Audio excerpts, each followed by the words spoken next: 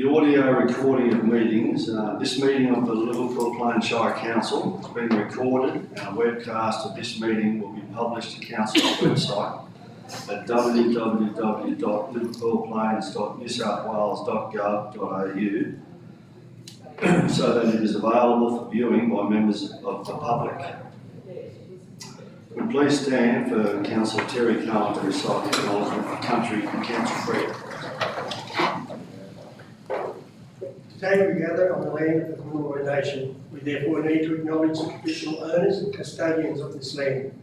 We also pay our respects to the Aboriginal elders, both past and present, and further extend that respect to other adults who have joined us today.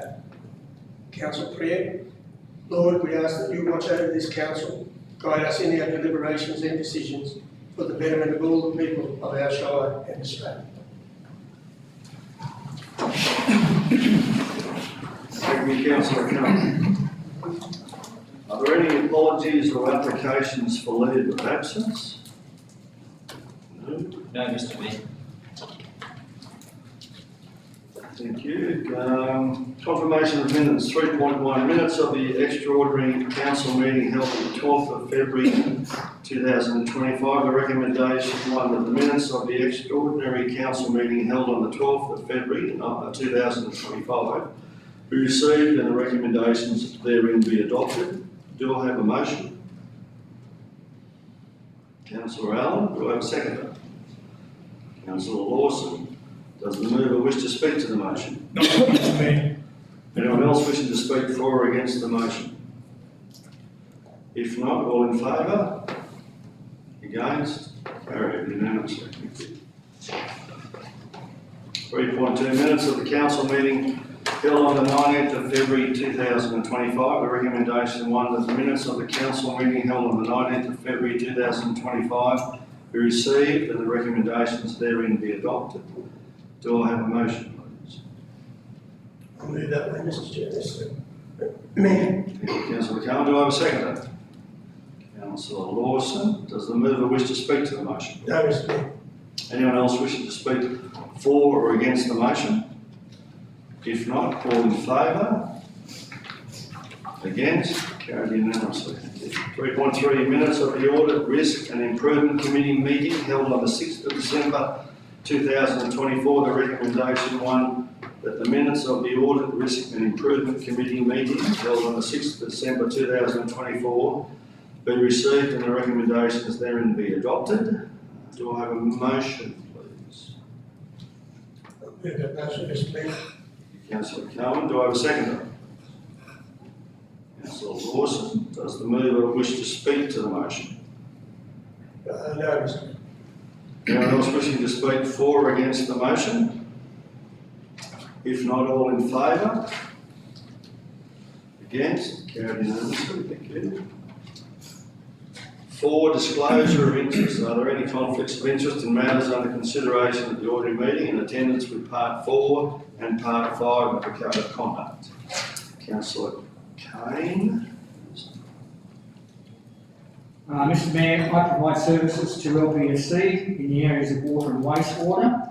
In reviewing the March business paper, I do not believe there are any discussions that a councillor will be asked to make where I may have a conflict.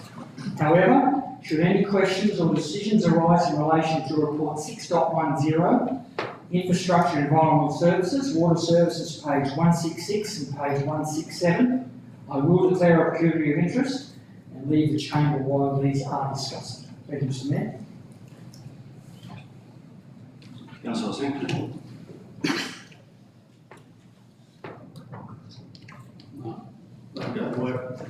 Thank you, Mr. Mayor. I will be disclosing an interest today. I have a significant non-pecuniary interest in item 6.14 of today's business paper, as I currently hold the position of Vice President for the Crindai Golf Club Committee. As such, I'll be removing myself from the chamber. Thank you very much, Councillor Sinclair.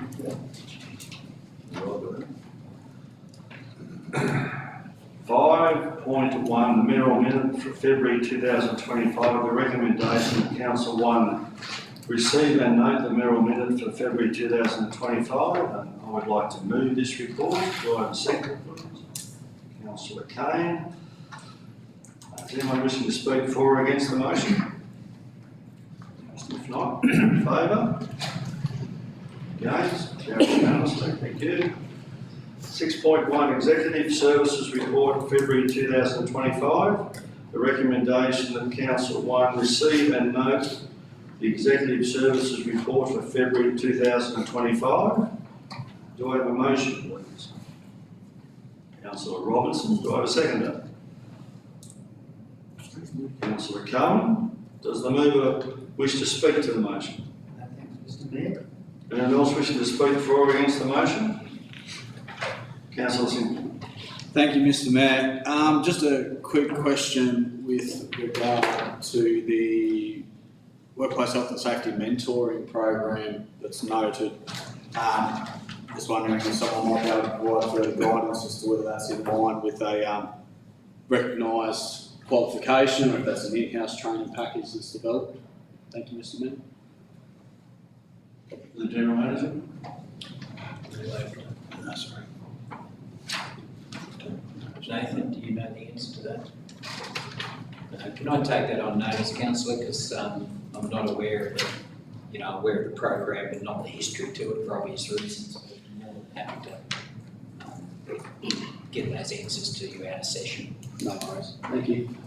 So just to be clear, just the status of just the how that mentoring program has been aligned with any sort of professional development for those staff members. Is it aligned with any recognised competencies or units of competence? Those sorts of matters. Just an overview will be fine. Mr. General Manager, please. thanks.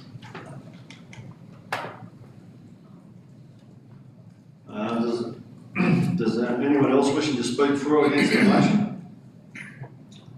If not, all in favour? Against? Carried unanimously, thank you.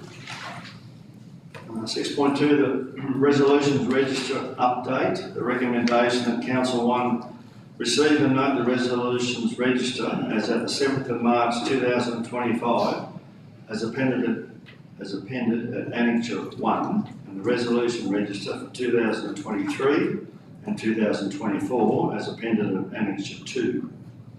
Do I have a do I have a motion? Councillor Simpson, do I have a second, please? Councillor Robinson, does the mover wish to speak to the motion? No, thank you, Mr Mayor. Anyone else wishing to speak for or against the motion? No, thank you. If not, all in favour? Against? Carried unanimously. 6.3, ALGA's 2025 Federal Election Funding Priorities. The recommendation that Council 1 supports the National Federation Election Funding Priorities identified by the Australian Local Government Association, which is ALGA. 2, supports and participates in the Put Our Community's first federal election campaign. And 3, writes to the local federal members of Parliament, all known election candidates in local federal elections, and the President of the Australian Local Government Association expressing support for ALGA's federal election funding priorities. Do I have a motion, please? Councillor Lawson, do I have a second? Councillor Cohen, does the mover wish to speak to the motion? Yes, please, Mr. Councillor Lawson. Not working.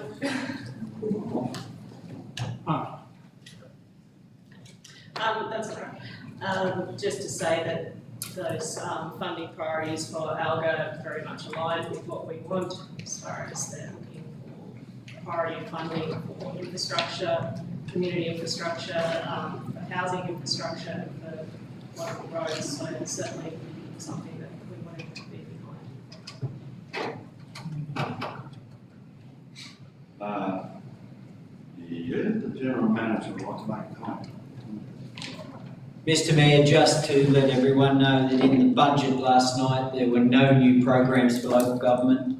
So notwithstanding that this is the campaign, just to let you know that the budget last night for local government was fairly typical.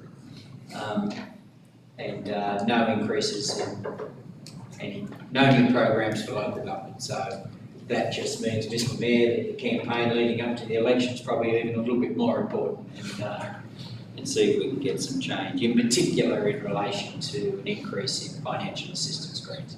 That's the biggie, and that's the one that local government has to just get some people to listen and do something about it. Because that's the long-term solution to local government financial sustainability. But I'm sure we'll keep banging the drum and we'll see what happens.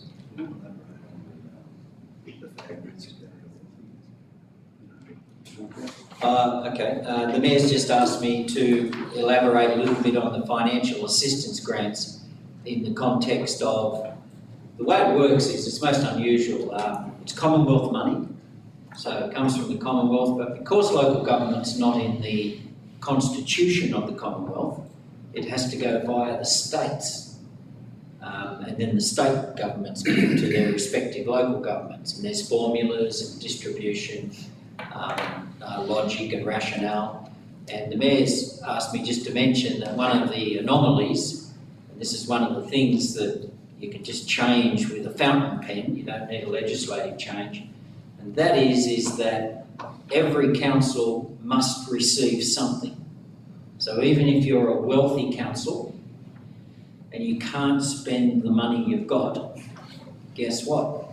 You still get a financial assistance grants allocation. It's called the minimum per capita. So based on your population, there's a minimum dollar amount per head, and that's the amount you get. Put that in context, in New South Wales, there's currently 8 councils that receive the minimum grant. In other words, that's 8 councils that don't actually need it because they don't qualify under the formula. So they don't actually meet the test to get money. But we have a system that says, well, it doesn't matter. You've got to get something. And the amount of money approximately for those councils is somewhere between 40 and 50 million per year. So in other words, if they didn't get that minimum per capita, have a guess where that 40 or 50 million would go. It would come to councils like you, because it would go to a lot of the rural and regional councils who are high on the test in the sense of the disadvantage through distances and populations being spread around. There's a whole range of indexes that are used. So just by changing that simple rule, and that would not change the life of those metropolitan councils one iota. There are councils in Sydney who collect more money from parking fees than your entire budget here.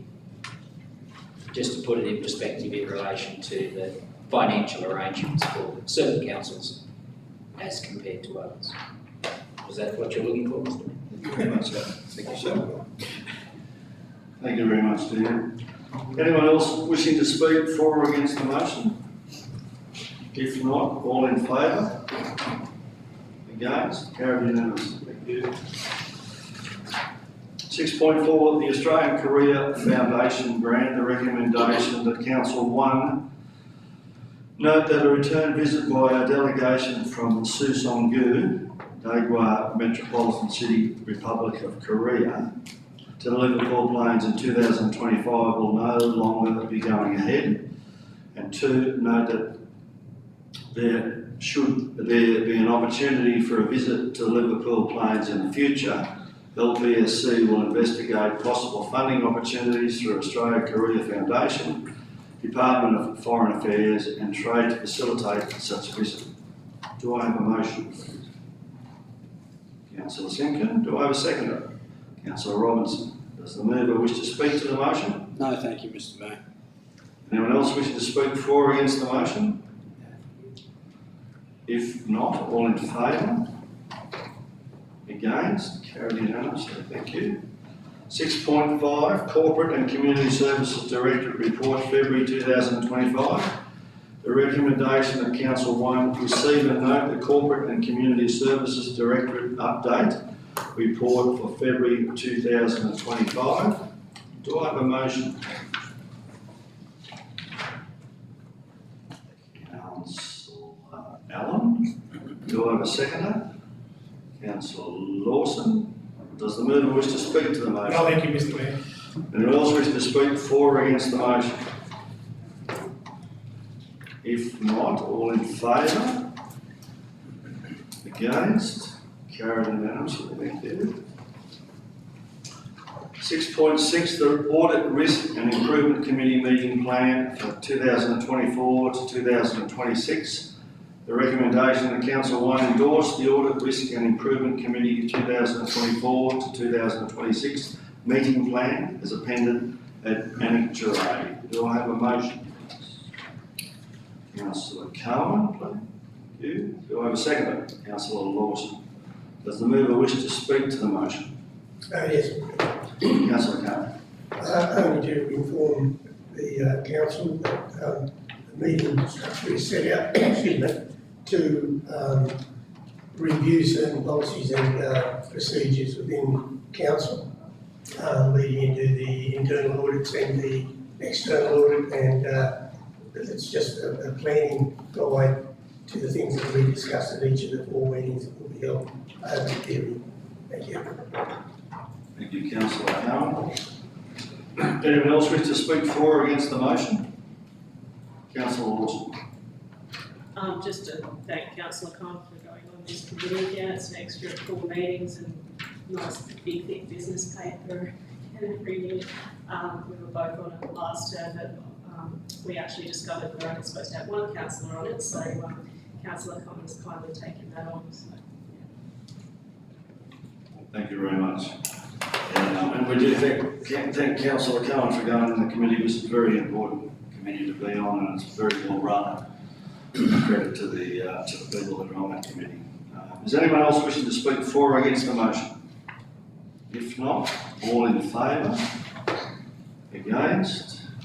Carried unanimously, thank you. 6.7, Statement of Investments for February 2025. The recommendation that Council 1 receive and note the Statement of Investments as at the 28th of February 2025 was appended at Annexure 1. Do I have a motion, please? Councillor Robertson, do I have a second? Councillor Simkin, does the mover wish to speak to the motion? Anyone else wishing to speak for or against the motion? If not, all in favour? Against? Carried unanimously, thank you. Take a breath again. 6.8, Review of Policies for the Finance Department. Recommendation of Council 1. Adopt the reviewed financial reserves policy appended at Annexure 1. 2. Adopt the updated cash handling policy appended at Annexure 2. 3. Adopt the updated related party policy appended at Annexure 3. 4. Adopt the updated investments policy appended at Annexure 4. 5. Adopt the updated loan borrowing policy appended at Annexure 5. 6. Place the updated hardship policy appended at Annexure 6 on public exhibition for a period of 28 days and adopt the updated policy as exhibited, subject to no submissions being received. 7. Place the updated sale of land to recover unpaid rates and charges policy appended at Annexure 7 on public exhibition for a period of 28 days and adopt the updated policy as exhibited, subject to no submissions being received. 8. Place the updated debt recovery policy appended at Annexure 8 on public exhibition for a period of 28 days and adopt the updated policy exhibited, subject to no submissions being received. And 9. Request a further report at the conclusion of the public exhibition period if submissions are received on policies on public exhibition. Do I have a motion, please? Councillor Simkin, do I have a seconder? Councillor Lawson, Does the mover wish to speak to the motion? Yes, please, Mr Mayor. Councillor Simkin. If I could just request some further detail around the changes that have been made to the investment policy. I see that the bands have changed substantially from 40 to 80% in that A1 plus and 30 to 50. It notes a minimal or does not significantly increase the risk profile. Just could I get some guidance as to how that was assessed, that risk profile, before that decision was made? To the General Manager. Yeah, thank you for that. The ratings organisations have rated each of those at A1 plus, so essentially they make that rating assessment. We've determined to recommend a change to that. The amount of exposure to an individual bank in each of those areas, because what we're seeing is within the major four banks, which is what we're really talking about, there is one at the moment that is offering better returns for us than others, and we just want to be able to manage our way through that. Because they're all rated exactly the same, the risk profile essentially is not the same, and as I said, they're part of big four banks, so we're in a world of pain if one of those goes down, way beyond any issue that we might have as a council here. So it just gives us the ability to move a little bit more in more favourable positions. Yes, sir, that's right. We've got some exposure with the National Australia Bank. We're right at the limit, around 40%. We would like to go a little bit further than that to get the better returns. Thank you. Thank you, Dean. Anyone else wishing to speak for or against the motion? Councillor Lawson. Just to say that with most of those policies, it has been minor updates to formatting and future review dates under those, so there's not obviously been reviewed as per our program for review. But yeah, there hasn't been any real changes required other than the one that Councillor Simkin said, which is actually increasing the amount that we can put into an A1 plus rated institution or an A1 institution, which is considered as the highest rate as far as safety goes. Thank you, Councillor Lawson. Is there anyone else?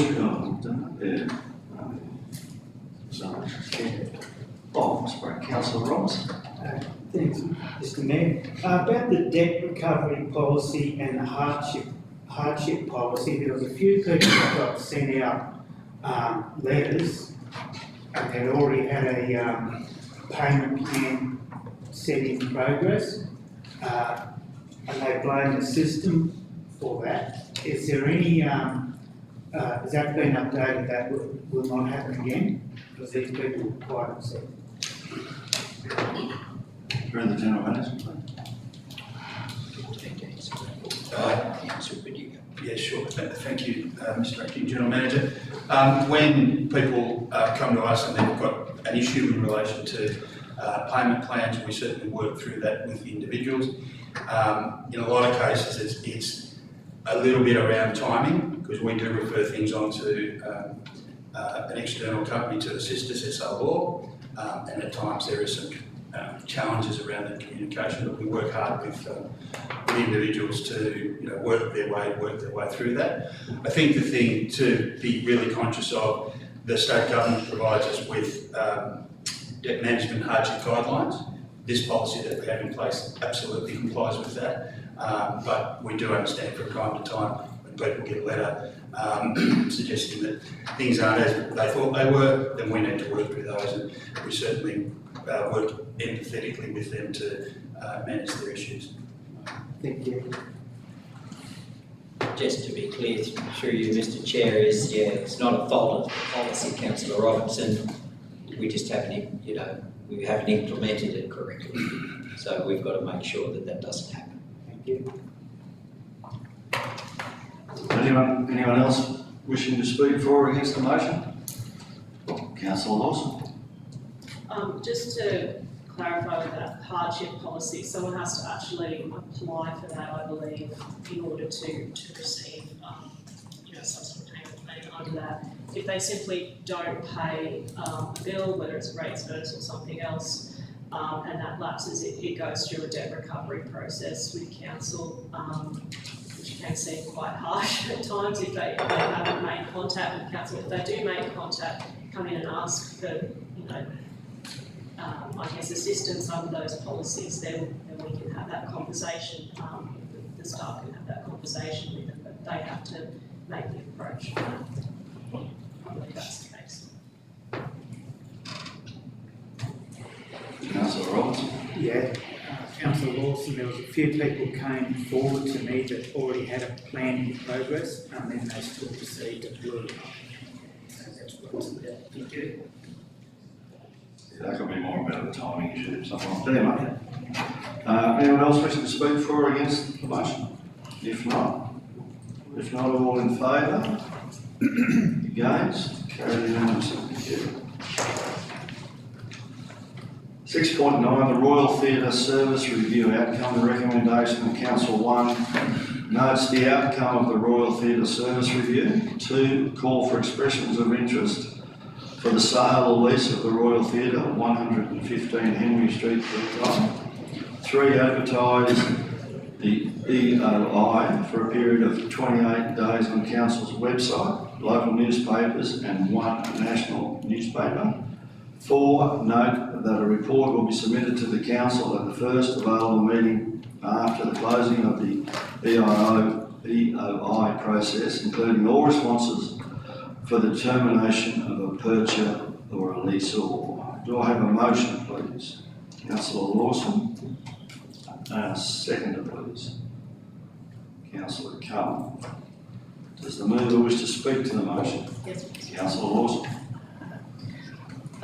This has gone through a very robust process, which this council's been waiting on for some time. So, it's a very valued asset by a lot of people in the community. However, there is a lot of work that needs to be done to bring it up to the standard that we require for the services that we wanted to provide.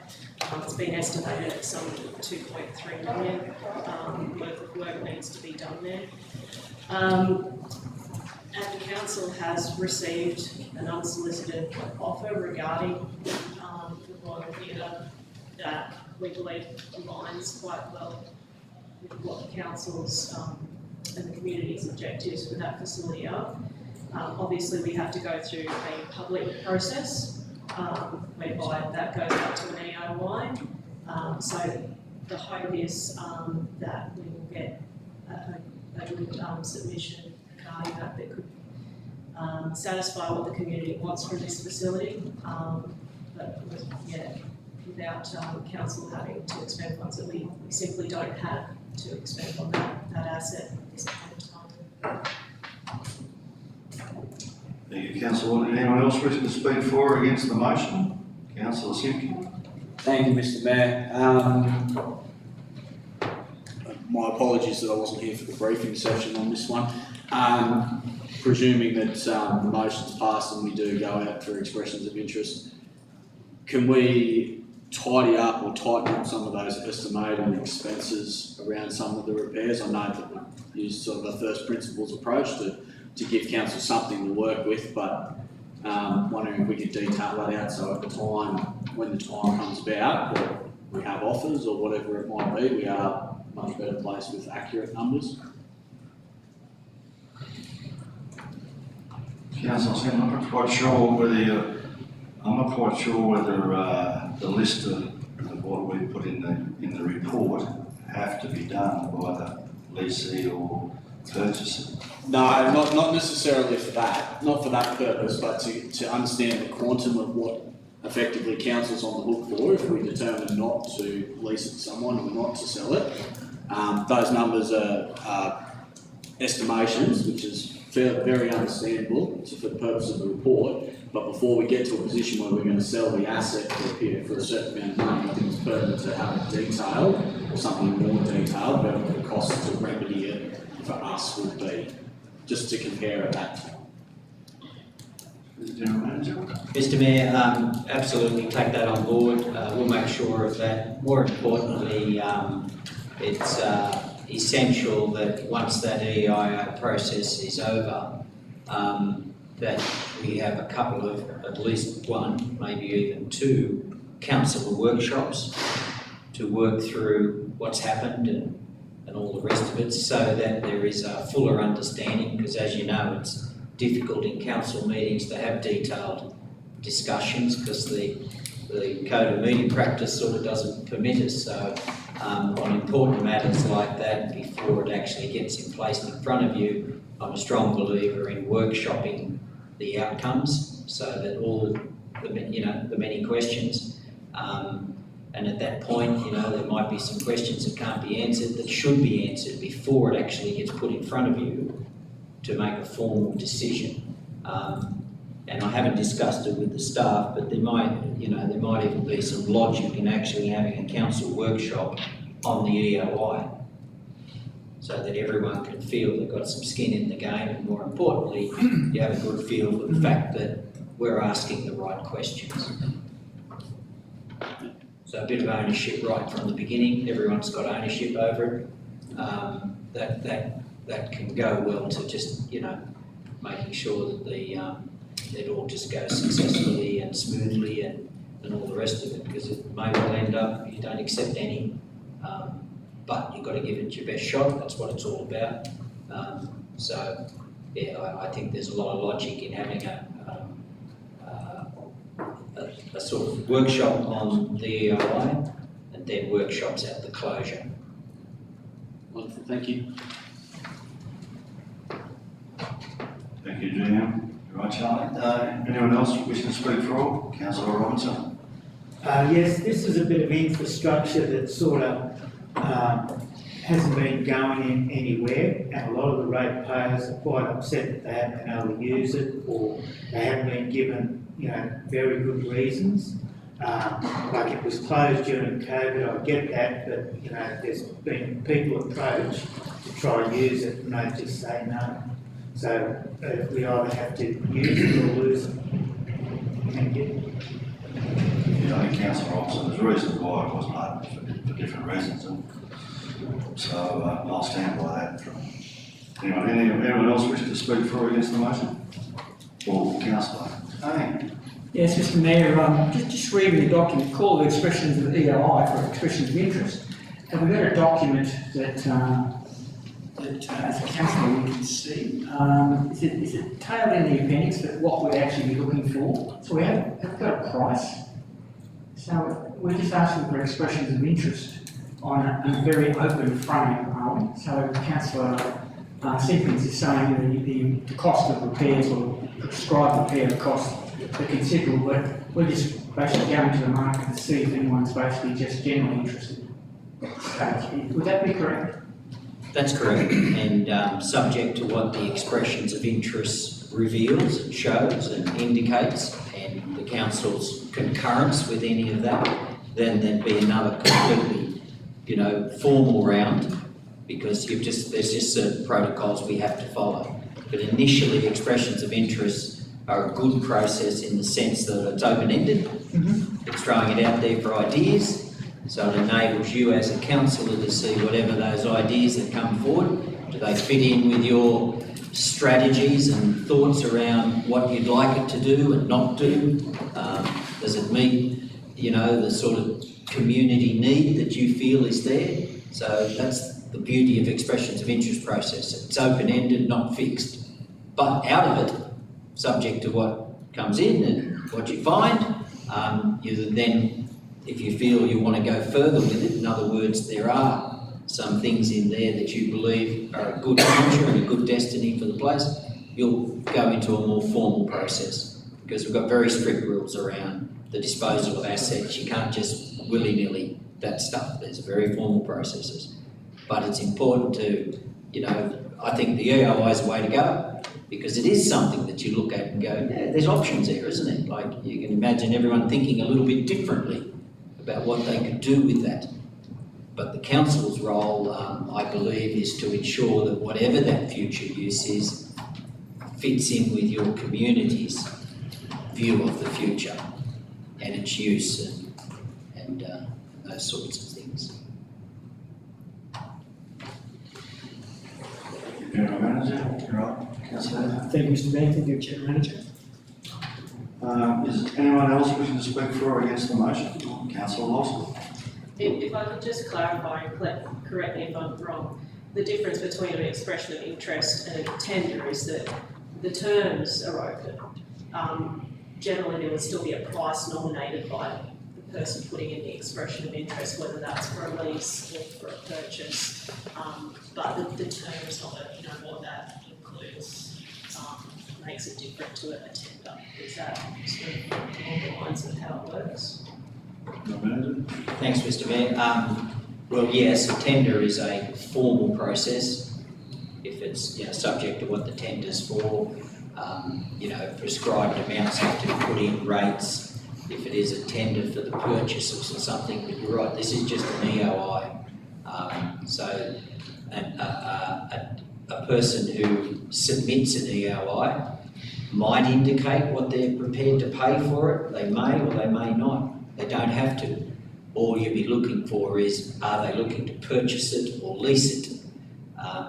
Again, it doesn't matter if they put in a purchase price. You couldn't accept that anyway as far as the sale goes, because you have other rules and regulations around disposal of assets. So, but yeah, some might put in, for example, that we want to lease it, but the most we can pay is X number of dollars per month or whatever.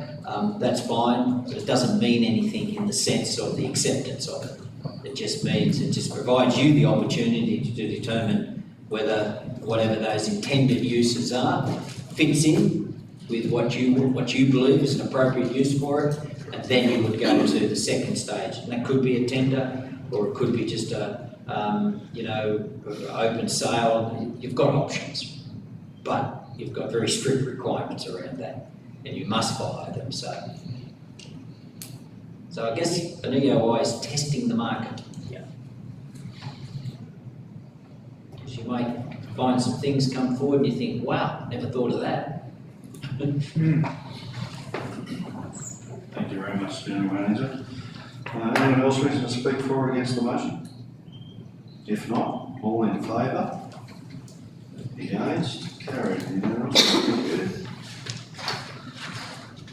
6.10, Infrastructure and Environmental Services Directorate Report, February 2025. The recommendation of Council 1, receive and note Infrastructure and Environmental Services Directorate Report for the month of February 2025. Do I have a motion, please? Councillor Simpkin. Seconder, Councillor Lawson. Does the mover wish to speak to the motion? Yes, please, Mr Mayor. Councillor Simpkin. I've got a couple of items. Noting with the Willow Tree landfill item, there was some unsuitable material identified and there's a minor redesign. Just wondering what commercial implications there might be for that as far as scope change, variation to that. The second is the design on the power supply. Obviously that can fluctuate based on the cost depending on what the designer and the authority come back with, and just there's a risk there that needs to be anticipated. And the third somewhat refers back to Mr Frost's areas, that electrical design at Longfield Park is still ongoing, and my understanding was that there was a small risk that could impact the pool construction's critical path. Just wondering if everything's still on track for that as well. Thank you. With the General Manager. Yes, Mr Mayor, I ask the directors to give an update, please. Through you, Mr Mayor, so regarding the first question around the unsuitable material, the costs of that are in the order of $40,000 to excavate the quantum of material that was there. The redesign was to then work to minimise the amount of fill we could just bring back in to replace that and see if we can maximise the airspace. So we managed to get in the order of another 15 to 20% airspace as a result of that redesign and as a result of that unsuitable material. So whilst our contract cost has increased, the deliverable has also increased. So that's been instead of 40,000 cubes, it's about 48,000 cubes or something like that. So the R on the floor is effectively lowered. It's been lowered, yes. Yep. And it's still without, I can't recall, is there a sump in that there is a sump and it still works. Yeah, absolutely. Yep. So yeah, so there's been a full redesign done to fit in with the sub-grade material after we removed the unsuitable material and maximise the benefit as best we could there. Regarding the power supply there, we've got a specification being drawn up for solar battery and generator power supply, so the estimated cost is in the order of $30,000. The cost to get power to the site is about $120,000. So we believe this will be a low cost, much lower time risk and easier to implement than getting power to the site. Is that a savings from the project budget, or is this something in addition to what was originally budgeted? So there was budget for utilities of about $80,000, so we'll fall within that. In regard to the lighting project, I've been speaking with the designers this week around the power supply.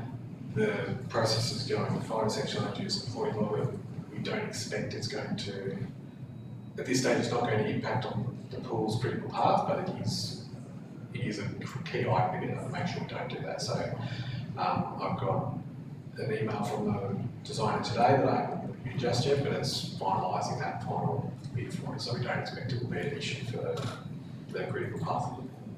Yeah, okay. Could I ask that we get a brief on that in the next few weeks, if that's possible, please?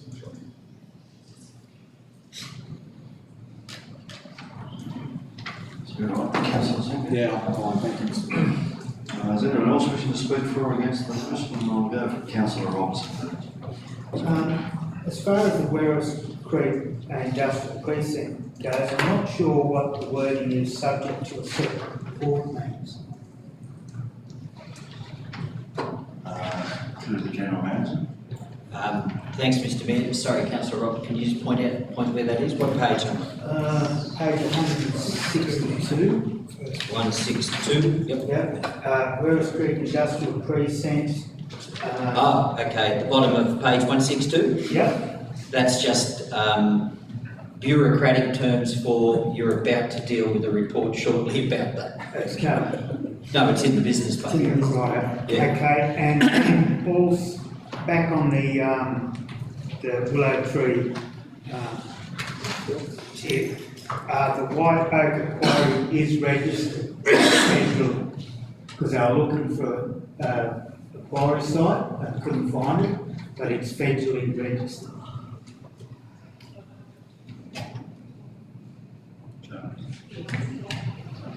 Through you, Mr Mayor, so we did review the environmental impact statement that was developed following a discussion with yourself around that. There's no evidence of where that open quarry is, so it does not appear on the AHIMS register, so the Aboriginal Heritage Information Management System register. From the information, we can understand that its probable location is not within the footprint of the project we're doing. So we do not believe that there's an impact on that item. Thank you. Thank you, Mr Skelly. Right, Councillor Robinson. Councillor Lawson. My question was just regarding an update on the Greenbrier Springs swinging bridge. So yeah, just wondering, I guess if you could just let us know for the benefit of the community where that's up to. Through you, Mr Mayor, so we've got the tender out for that design and construction at the moment. The delay has been ensuring that whatever the bridge design is, will be able to sustain a future flood event. So swinging bridges are not capable of being inundated as high. So I've had to make sure that any redesign stays clear of the floodwater. We've had to do detailed hydrology again to make sure that we can actually design a bridge that will stay clear and doesn't sit up in space. It's a rise, we'll lift the ramp about 200 mil, and the bridge, instead of being a sag, will be a hog, so the boot will go up. So it will still be a suspension bridge. We had an on-site meeting with potential tenderers last Wednesday. There was 6 companies in attendance, so attendance closed early Friday. So expect that it will go into the May council meeting consideration. Thank you, Mr Skelly. Yeah, Councillor Robinson. Just a question on the review of the council properties as far as their fire standards go. Roughly how much do they think that will cost? Through the chair. Through you, Mr Mayor, so we've got a contractor in place that does our fire safety certificates for all our properties, so this is part of those works that we already have contracted. So they're going to do a bit more of a detailed review, identify where we have shortcomings and provide us a report on those shortcomings. So there's no additional cost to what's currently budgeted. Okay, thank you. Anyone else wish to speak for or against the motion? If not, all in favour? Against? Carried. Unanimously. 6.11, a local traffic committee meeting of the 4th of March 2025. The recommendation that Council 1 endorse the minutes of the local traffic committee meeting held on the 4th of March 2025 as appended at Annexure 1. Do I have a motion, please? Councillor Robinson, do I have a seconder? Councillor Simpkin. Does the member wish to speak to the motion? Councillor Robinson. Yes, Mr Mayor. Was the fact about the EV charger down the main street brought up? And if so, what was the result? To the General Manager. Yeah, nice. It's in attendance. So through you, Mr Mayor, so yes, it was discussed there, so we discussed what the parking arrangements were, we discussed the issue where we've seen vehicles nose in. We requested whether police would enforce that. Their advice was if they saw a DV parked nose in charging, they are unlikely to fine that driver. Evidently, if they saw a driver coming down the wrong side of the road, they absolutely would. But if they saw one nosed in, they would probably not fine that driver. So it's at the discretion of the officer on duty. So it's, they certainly could, but the information was not going into it. Thank you, Mr. Skelly. Anyone else wishing to speak for or against the motion? Councillor Lawson. My question was on that also. What is the reason? I've seen that happen myself, that there's people parked in, nose in. Is the charging cord not long enough? What is the reason that people nose in? And what do we do about that? Because it's a safety issue. I don't know how you can reverse out of there. If there's other cars next to it, I don't understand how it would get out properly. So. Through the General Manager. I'll take that one for Nathan. I actually, out of personal curiosity, went down and pulled the cord out. I don't have an electric vehicle, and just see how far it went to answer that question. And yep, if you have an EV, and it wouldn't even be a large EV, if you had an EV and the charging point, the connection point was at the front of your vehicle, it won't reach. From what I read, this is not uncommon, and it's usual practice for the owners of EVs to carry an extension connection. But like all things, that might be the sort of mainstream logic, but my guess is there are some people, probably like me, who don't carry spare anything. So for those people who don't have the spare lead and they're desperate, I guess, they're nosing in because the cord won't reach the front of their vehicle. I think it's as simple as that. So,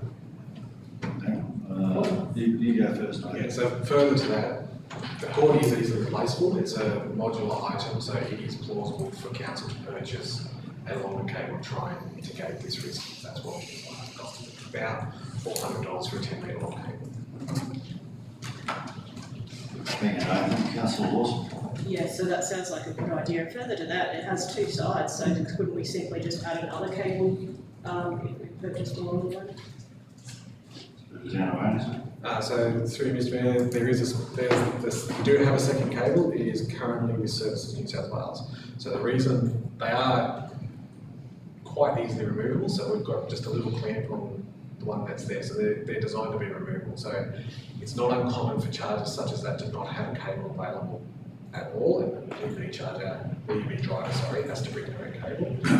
We got cables supplied with it, we installed them, we've done our best to secure them.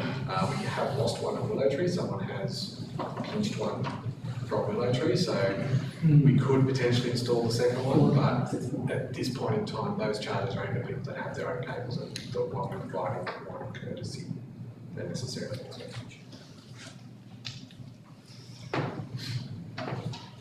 Thank you, Mr. Skilly. Anyone else? Sure, Mr. Councillor Carr. Yeah, Mr. Mayor, it's probably not on the report, so I don't know whether I can actually raise it, but the council has a designated representative to go along to the local traffic committee meetings. Just wondering out for our discussion in workshop regarding my proposal for some works at Wells Creek regarding the pedestrian crossing. Whether I could ask a courtesy of the council that I could be placed on the minutes to attend the next road traffic committee meeting, which I think is in June. If I could put that proposal now just on motion, so it's carried in the minutes. Thank you. I'll have to seek advice from the General Manager whether you do that or not. Mr. Mayor, not having the proposal here and now probably makes it a little difficult for the councillors to agree with something that they haven't seen, so that'd be the first point I'd mention. As a member of the public, you're allowed to submit things to the traffic committee anyway, as a member of the public, for consideration. You actually don't need council's consent, in theory. Normally they do go through council for the simple reason that if they get council support, it means that you've got a better shot at whatever it is that you're trying to introduce. So it's probably better that we do that properly to give the best chance, because that was a submission from a member of the public to you, wasn't it? Yeah. So I would suggest, in respect to the person who's lodged it, to give that person the best opportunity to go as far as it can, is to do it properly. Yep. Yep. So we can talk about that and get it on the thing, and we'll work out whether or not we need to actually get council to endorse it. We'll just look at it from the point of view of what's the best way to do it. Just so councillors are wondering, in brief, it's a desire by members of the Werris Creek community to have a pedestrian crossing, a zebra crossing, about where the toilet is. Public toilets. You know, where the those traffic calming bays that have been installed.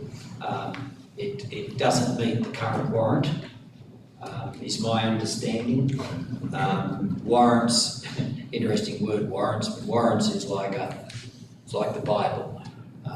You have to follow those rules. So, but that doesn't prevent a member of the public and the community still putting forward their ideas. Thank you. I think it's been to the traffic committee once before, but it can go again. Is anyone else wishing to speak for or against the motion? If not, all in favour?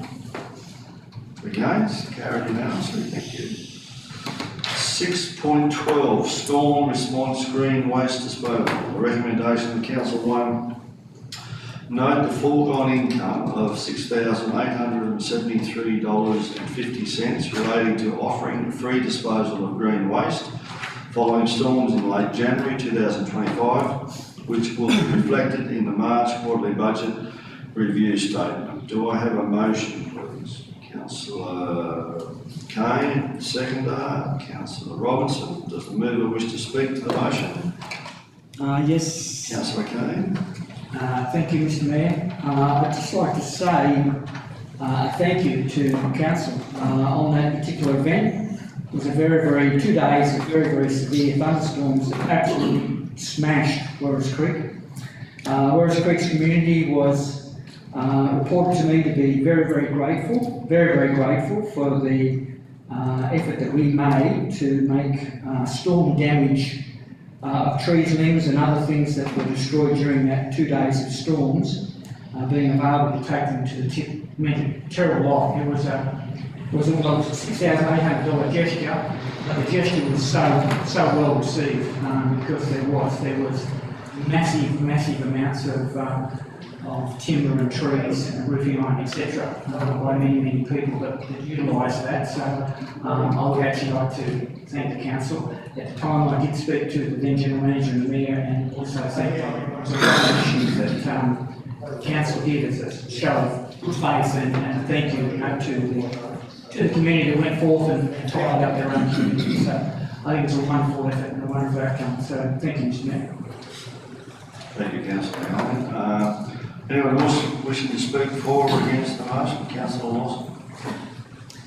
I just wanted to ask, saying there's foregone revenue there, nearly 7,000, against a budgeted income of 500,763.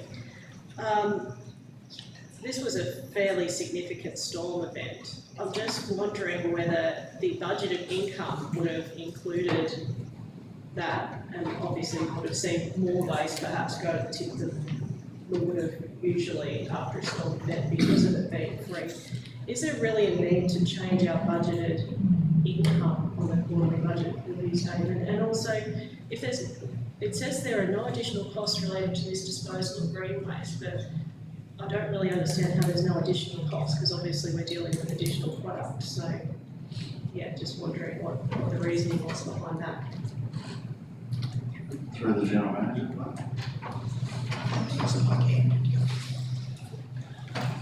Thank you, Mr. Mayor. Excuse me. What we'll do through the March quarterly budget review process is assess what, if any, impact there has been in relation to our expected income. Because you're right, it's a little bit complicated, because without the wind event, would the trees have been damaged or the property's been damaged? You know, it's all a little bit complicated. So we will just make sure that, you know, we get to year end and the, you know, the numbers are, you know, as accurate as they can be. I think that's regarding costs. Councillor. Mr. Scully. Through you, Mr. Regarding costs, so we spoke with our contractor Rinda around whether there was additional costs that they incurred over and above their current contracted amount as a result of dealing with this excess green waste, and they have confirmed that there was no additional costs incurred. So in terms of, there may very well be a cost, but the contractor is satisfied that it's covered within their contract. So we were very upfront with them at the very start of this process and said, you know, we expect we're going to get a lot. We expect you're going to have to do further management. Council may have to assist in taking loaders out there to clean up areas if that's what it comes to. It didn't come to that. And if there are any additional costs, please talk to us about it. And I've confirmed that prior to finalising this report that no, they're comfortable that they can pay for it within their current contracted price. Thank you very much. Thank you, Mr. Scully. Anyone else wishing to speak for or against the motion? If not, all in favour? Against? Carried unanimously. 6.13, review of the corporate property and disposal of land policy. The recommendation of the council run 1, repeal the corporate property and disposal of land policy amended in Annexure 1. Do I have a motion, please?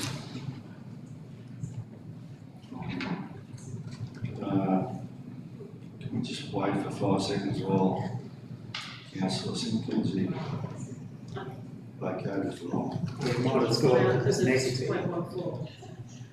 No. But his item is 6.3, No. isn't it? Do I have a motion? Yeah. Councillor Robinson, seconder. Councillor Allen. Does the mover wish to speak to the motion? Mr. Mayor. Anyone else wishing to speak for or against the motion? Should we vote in the other room, or is it? Yeah, no, it's fine. It'll just be down in the minutes as absent. Right. Anyone else with, all in favour? Against? Carried. 6.14, the Crindai Golf Club, request for water charges relief. The recommendation of Council 1, decline the request to reduce water access charges at the Crindai Golf Course from the existing 100mm water meter down to 40mm water meter rate for a 3 to 4-year period. 2, agree to a final year of temporary reduction in access charge at the Crindai Golf Club from the 100mm access charge rate to the 40mm access charge rate during 2024-25, subject to the following occurring within the first 90 days of the 2025-2026 rating year. A, Club Corinda engage with Council's water services staff to develop a feasible strategy for putting in place legitimate cost reduction methods for irrigation purposes for water sourced from the Crindai water supply used at the Crindai Golf Course. And B, Club Corindai's board provide a written commitment to Council's acknowledging the administrative reduction in water access charges expires at the end of 2024 to 2025, and that they undertake tangible work to their water systems in partnership with Council that facilitates the requested reduction in charges for water sourced from the Crindai water supply for irrigation purposes. Do I have a motion, please? Councillor Robinson, do I have a second? Councillor Lawson. Does the mover wish to speak to the motion? Councillor Robinson. Yes, Mr Mayor. I'd also like to add into the argument that council support any grant to obtain a licence and the bore sinking, so none of this comes up in the future. They've been putting grants in after grants after grants and they keep getting knocked back. I'm just wondering if it would make the process a lot stronger if we supported them, and therefore we wouldn't be wouldn't be much of a cost on the ratepayer. It's self-sufficient if we can get a bore established. Right to the General Manager. Mr Mayor, yeah, the idea of this approach here that's being recommended is that, and in fact I've sent an email to Crown Lands today, so that there is some debate about the number of Crown Land leases that the golf course in its entirety cover. I'm told there's up to 3 actual Crown Land leases, if you include like the driveway where the clubhouse is and all the golf course. So there's a little bit of sort of debate around that. So my view on that is, well, let's just find out. Let's absolutely confirm the starting point. So I've discussed it with them personally, Crown Lands in Tamworth.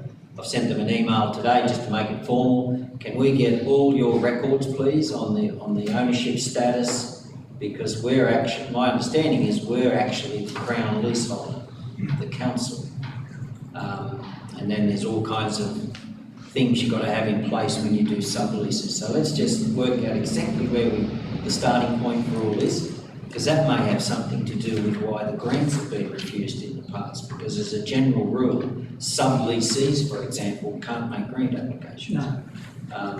Only the lessee. So, okay, let's get our starting point all sorted out. So I've sent an email today actually saying, can you submit us all the details you've got on your file of the maps, the leases, the nature of the Crown Land lease, because there are even many different kinds of Crown Land leases. And that in itself can even affect the sort of grants you can apply for and the grants that you can't apply for. So that's happening. This is mainly saying that, so I believe once we get all that sorted, and this is basically saying let's find a solution in partnership. And the solution that I'm seeing here is one where ultimately, and hopefully not too long, they are doing some test drilling already on their bores. Hopefully they find water, but we need to be ready in case there is because there's no guarantee they're going to find bore water. And there's also no guarantee that even if they find bore water, it's going to be in fact accessible, or secondly, of sufficient volume, because the way the irrigation system's set up there, you need a particular flow rate for it to actually operate properly. And of course, I do know from lots of experience that applying for new bore licences these days because they won't get stock and domestic. It'll be an irrigation, well, you've just entered a new stratosphere of bureaucratic difficulty. So there's a few hoops to jump through, but I guess this is saying, let's do that in partnership. Let's do that in partnership. So in relation to what you're saying, councillor, I believe it's a given anyway. Because if we're doing it in partnership, we're doing it in partnership. And the ultimate goal here is to basically, they have an irrigation system where they can irrigate their golf course and not using treated town water. That's where we're trying to get to. Yeah. Simple as that. And then everyone wins. It won't cost them anywhere near as much, and you won't be using the most expensive water in town for the purposes of irrigation. Because I wouldn't be surprised within, who knows, with the way water policy is going, within 5 years that there's a rule that says you can't use treated town water for parks and reserves irrigation. Like, that would not surprise me at all. So let's get ready for that. Let's get organised and try and get it sorted. That's the goal here. Anything with water is traditionally not easy, but that's the goal. So the partnership, I think, takes into account what you're saying anyway. Yeah. Thanks, Glenn, thanks for your help. Just a comment from Mr. Scully. So just to build on the partnership thing, it is an action in our recreation strategy to support with it, and we do try to work with them as best we can to help them support. So if there's ever a grant application we have to sign as the lessee, so the lessor of the ground lands, we do sign, there's no dramas there. We do try to support them as best we can in line with the action in our recreation strategy. Thank you. Anyone else wishing to speak for or against the motion? Oh, hang on. Councillor Allen. Yeah. This is the second time this has come up, and with the same issues that they're asking. They're the biggest users of water in the Liverpool Plains per capita. Why aren't they, why haven't they done their due diligence already? Because this is the thing that we said in the meeting 2 years ago. This will happen again. And what has happened? It has happened again. Why should everybody else have to pay for their usage? It's a user pay system now in the Liverpool Plains, isn't it? And they're asking to change a 140 mil to a 40 mil and allow a difference. That's what I'm reading in the. They're not going to get what they want. You're not going to get a broad usage. And that's the thing, at the end of the day, that's what they're asking for, and asking the council to go. It's not beneficial for them, it's not fair on every other water user in the Liverpool Plains. Thanks. I've got my opinion on that, but does anyone want to talk to that?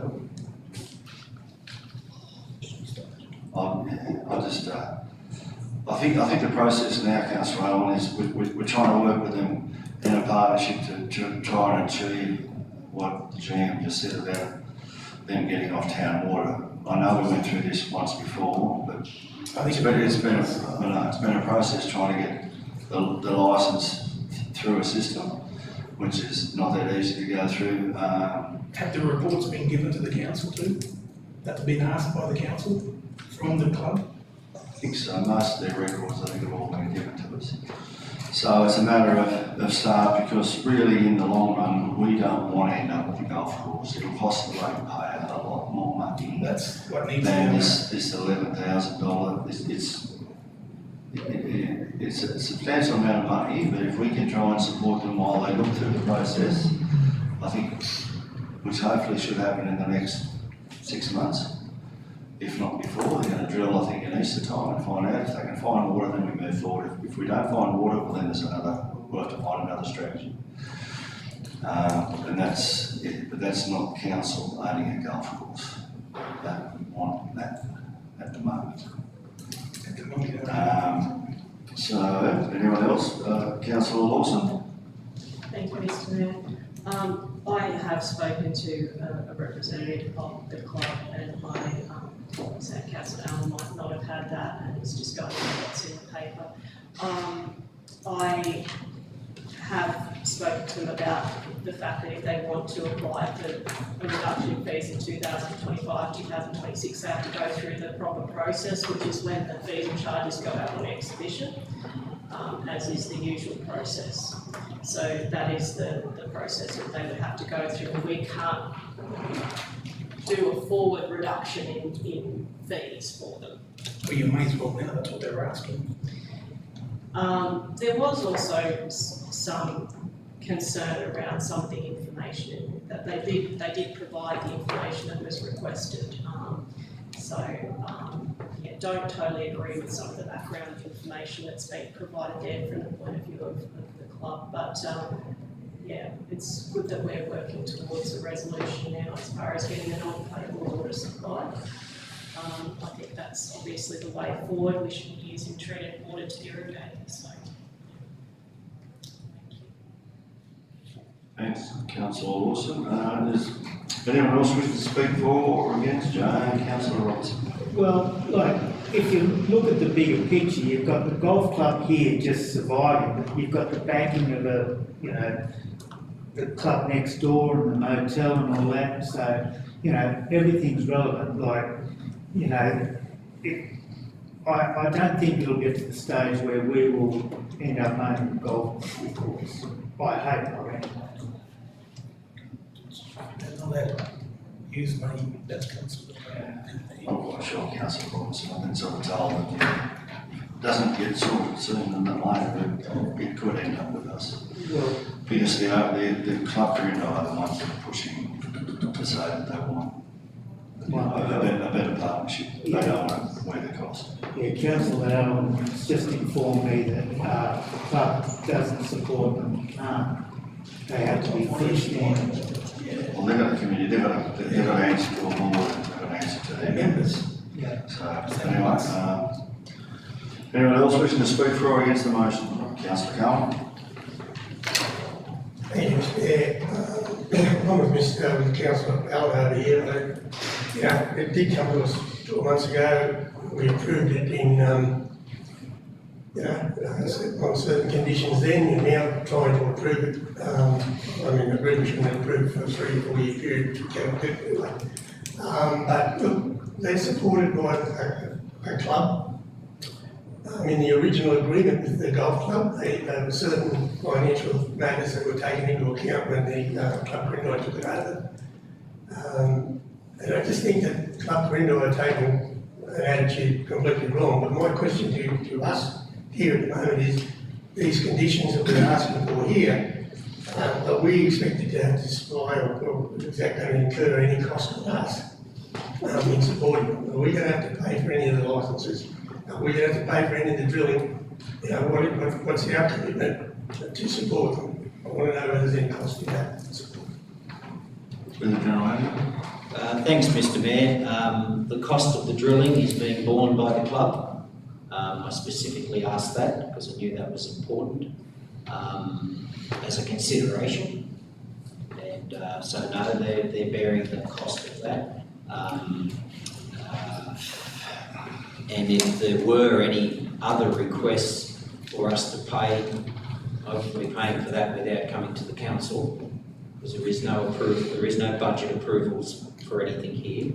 The only other cost that will be there, I have spoken to our water services team about their willingness to be engaged with looking at irrigation systems and using our expertise that we've got in our organisation around irrigation systems, pumping, holding tanks, all that infrastructure stuff with water, and they're looking forward to assisting. So there'll be some staff time. But as you know, those wages are already budgeted, but yes, there'll be some staff time, whatever amounts of time that we spend in our discussions with them and managing, drawing up some programs and different things. So the only direct cost is staff time. I know of no other costs. But to answer your question about the actual drilling costs, got from them in writing, they're paying for that. Councillor Allen? just a further question, to ask the question, same thing. Aren't we understaffed in the water department already? And this is the query, and why, if we do this to the Grindike Golf Club, why can't we do it for West Creek Golf Club, who are voluntarily run?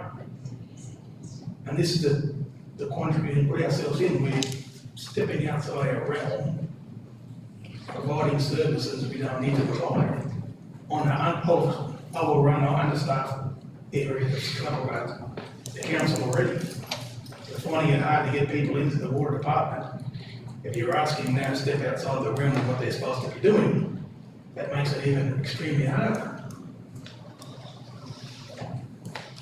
I'll just make a little comment before. I think the main thing we're trying to achieve here, Councillor Owen, is to get them off potable water. It's been a slow process which has been held up by council in signing forms and going backwards and forwards between the Department of Water, what they call themselves, and us. And that's been a bit of a two-way thing. But if we can facilitate them, they're going to spend the money, put the board down, do all that sort of stuff. There's enough knowledge out there about tanks and all the rest of it, then we've got to apply for grants and all that sort of stuff because they can't. If they can find water, they get grants, put tanks up, do the rest of it. I think the Club Corindai will be a little bit more proactive in trying to, develop the situation, whereas at the moment it's a bit of a thorn in their side. So it's, as I say, there's enough expertise out there with a heap of irrigation, blokes that play golf. So I think that the staff time will be relatively small compared to there's probably a little bit of expertise that they might need.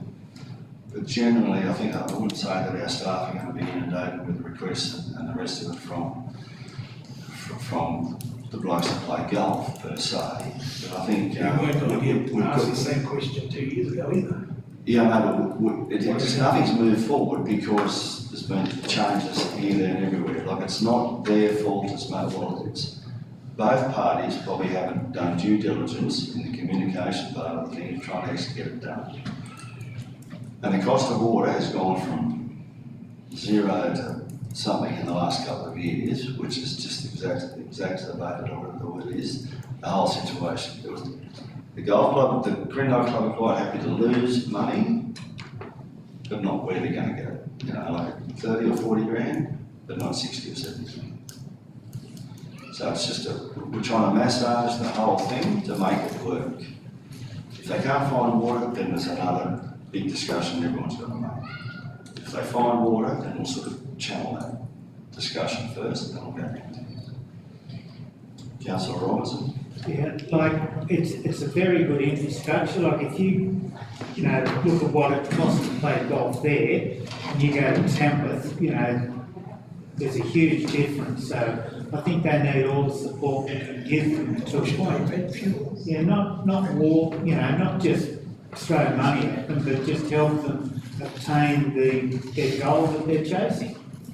What, Yeah, but it's encompass on the it's Liverpool Plains Shire Council ratepayers?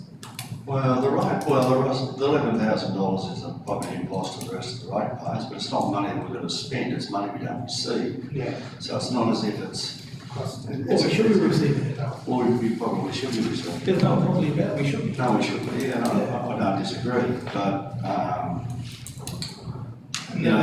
it's not about the golf club, it's got more interest than 100 odd golfers that play golf. It's an attraction for people who want to come to the Shire. So there's a bigger picture with the golf club than just 100 blokes that play golf. Well, why aren't they putting it in our plan every year we put it up? Come to Grindike. Well, they are going to proceed and do that, as far as I can see there, they're more aware of what they've got to do now, so that's the plan. Comes down to the education. Can we, anyone else? Well, there's no one else, all in favour? Oh, sorry, councillor, yes, Okay, sorry. so I'm reading this motion and I'm very confused to what we are actually voting on. There needs some, to me, explanation. I'm hearing motions and I'm reading stuff that's been brought forward from other meetings. So, in my question is, if approved, the actual cost of the subsidy for 2024, which is our financial year now, is $11,285. For council to consider any further subsidy beyond, blah, blah, blah, blah. So, obviously, it's a motion that's gone forward, council, if I'm correct, that says they're safe until June 2025. And for that cost, for that resolution that's been previously made, it's cost council $11,285. So my question is, this motion that we're voting on, come June 30, regardless of whether they find water or not, what is actually the motion? What is the motion we're talking about come June 30? Because we can't renege on that deal. As Councillor Allen said, it's cost us a revenue of $11,285.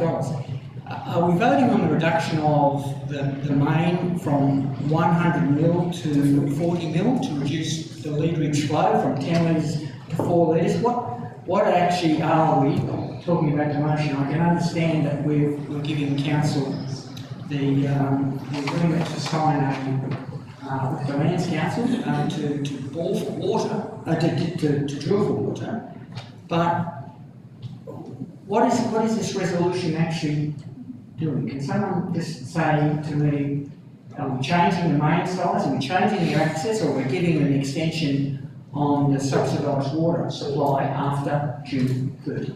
Please, Mr. Mayor. Answer that, but to the General Manager. Okay, Mr. Mayor, I'll take you through the recommendation. Item 1 is simply saying that their request to reduce the fees for a 3 to 4 year period is declined, because you can't agree to reduce fees that you haven't even established. So decline.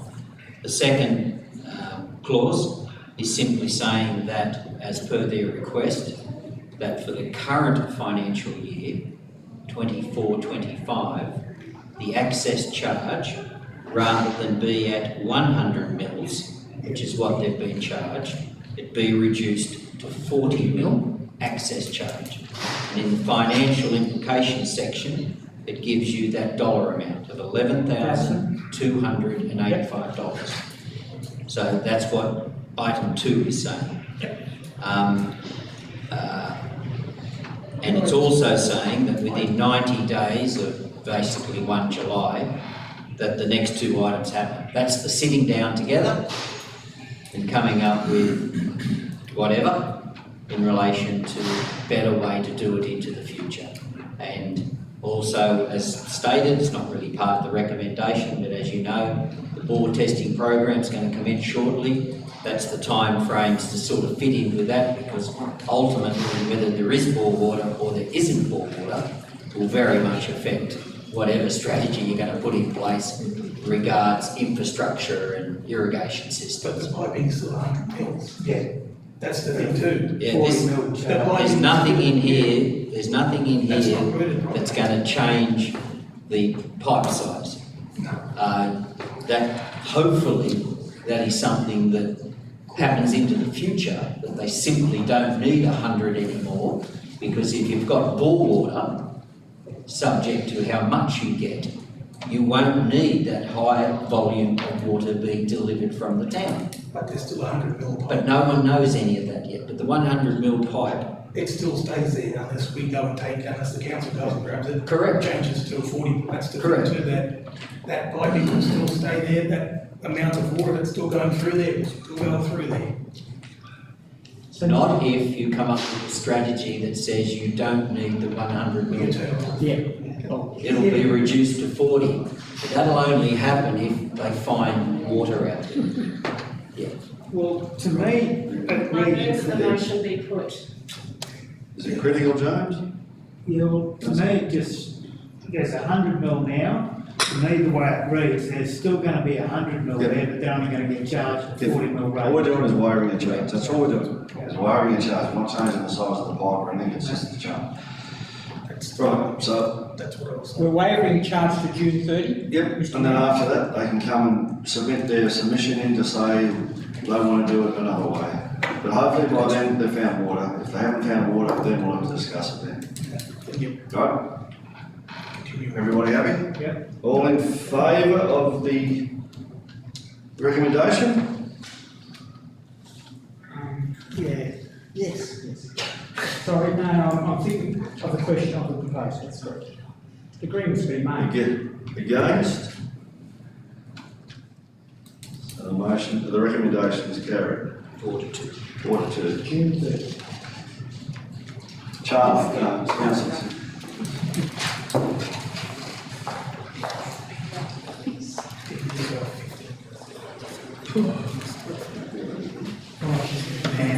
Good to get on, I'll be back.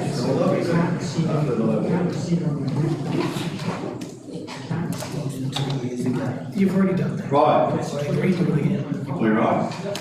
6.15, Werris Creek Industrial Precinct funding withdrawn. The recommendation of Council 1 notes that funding has been withdrawn by the New South Wales Government for the Werris Creek Industrial Precinct project. 2 agrees that the project cannot progress. And 3 notes that the other project and funding opportunities will be sought. And 3 notes that other project and funding opportunities will be sought in the future regarding investment opportunities in the Werris Creek economic base. Do I have a motion, please? Councillor I'd Lawson? like to move the motion with an extra point that we conduct a review into that process that took place. Obviously the initial grant funding, what's happened up to them, so, that's what I'd like to do. So you'd like to make that point 4? Yes, that we just conduct some sort of review, and I'm sorry that I don't have specific wording, but, into the process that's gotten us to this point. Because I think there's lessons to be learned out of this. Through the General Manager, how do we word that? Mr Mayor, number 1, you should have a seconder before you discuss the motion, so you might want to get a seconder. Second? Councillor Sankin? Okay, so Councillor Lawson's proposing, you didn't have it written out? No. So, Sorry. just, I'm not saying some sort of external thing, I'm just saying Yeah. internally, I'd like some more information about the actual process that's from beginning to end, because obviously this began in 2019. So it's been a significant period of time, significant amount of money. I'd just like to,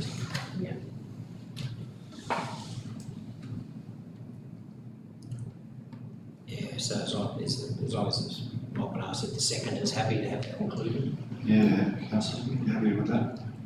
Is everyone aware of what's going on? So there'll be, in the recommendation, there'll be a part 4, which will read something like, Conduct a review into the process of the project to date. like the project. Sorry? Yep, that's. that's on the floor. Oh, okay, sorry.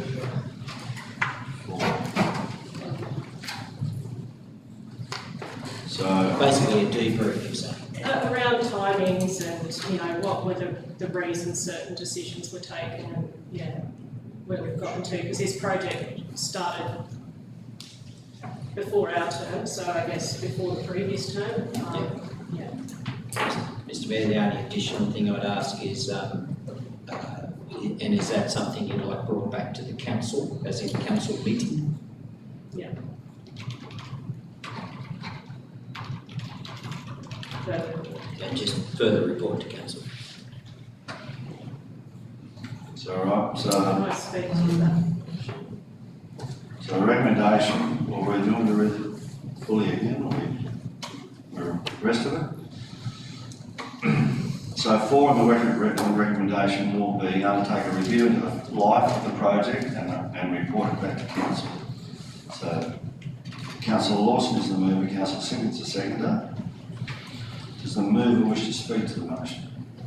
Councillor. Obviously, we've been briefed a lot along the way of this project about where it was up to, the funding shortfalls, the problems with carrying out the project itself. There's been several moving parts to it. Various things like fill and things that were taken away. So I just think, it's a shame that we now don't get this funding, but at the same time, the project wasn't economically viable to go ahead at the cost that it was at. I just think that it would be good to look at where we've come from and where we've got to and why. Thank you. Thank you, councillor Laws. Anyone else wishing to speak for or against the motion? Councillor Kane. Thank you, Mr. Mayor. In the report, it also mentions tender pricing, etc., along with confirmation from a particular company that previously agreed to pay $1.1 million in contribution, and it was now no longer available. And then it left obviously a deficit in the budget. What will actually happen now regarding that proposed fund that was going to be paid by the developer? And it was quoted as $1.1 million to be paid. So if someone else has done that capital works, I'm guessing it was council or someone else. How does that amount of money be found or returned to council? Through the general manager. Sorry, Mr. Mayor. So the development consent for the intermodal terminal has an obligation on the applicant to upgrade South Street, West Street and Loco Street. The contribution was taken in lieu of them undertaking those works because this project would satisfy those conditions of consent. So there's no condition or obligation on them to fund council, to provide council money per se, but there is an obligation that they have to upgrade that access way. So the works that have been done to seal it was done as a private works by council to the applicant who have paid council for those works done. We will then have to start working with them on complying with the DA consent because the work that's been done there does not comply with the DA consent. And now this project isn't occurring. We revert back to their development consent and they will have to fund those works on West, South and Loco Street in accordance with the conditions of consent. So that's suitable pavement strengths, sealing and concrete causeways where the two drainage endpoints are. Does that answer your question, Councillor Cole?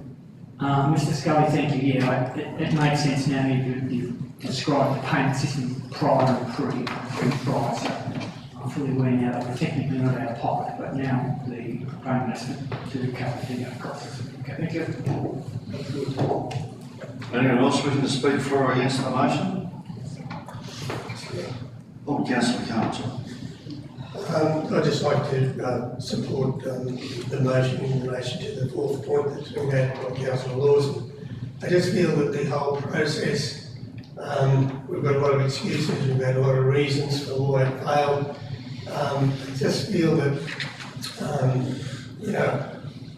there has been some, the project in a whole has been badly managed from our point of view right from the start.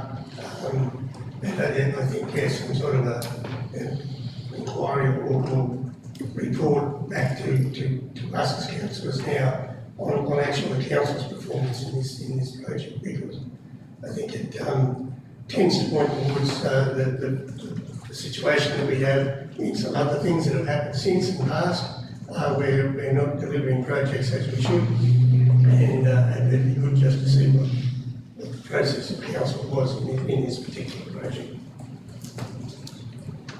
Thank you, Councillor Carter. Anyone else wishing to speak for or against the motion? Councillor Simpson.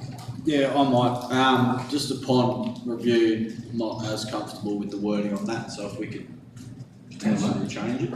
Full. Yep, so something along the lines of undertake an investigation into the grant funding application and subsequent project planning of the Werris Creek Industrial Precinct project from 2019 to January 2025. Mike, can you just repeat that as the person's typing it, please? Yeah, undertake an investigation into the grant funding application and subsequent project planning activities pertaining to the Werris Creek Industrial Precinct project from July 2019 to January 2025. Need a seconder for that as well. No, well, do you just want to take If that? you just want to take that. You were the original mover, so I'm not sure how that. You're the mover. If you're happy, If you're I happy didn't- with that, I then wasn't I'll sure. say awesome. I just with the dates, do we require the dates? Because, we're looking at the whole project from start to finish, so I'm not sure that the dates are necessary, and I'm not sure that they're, like, say something fell outside of that. Just Yeah, stop it just at the whole project. project, and I just,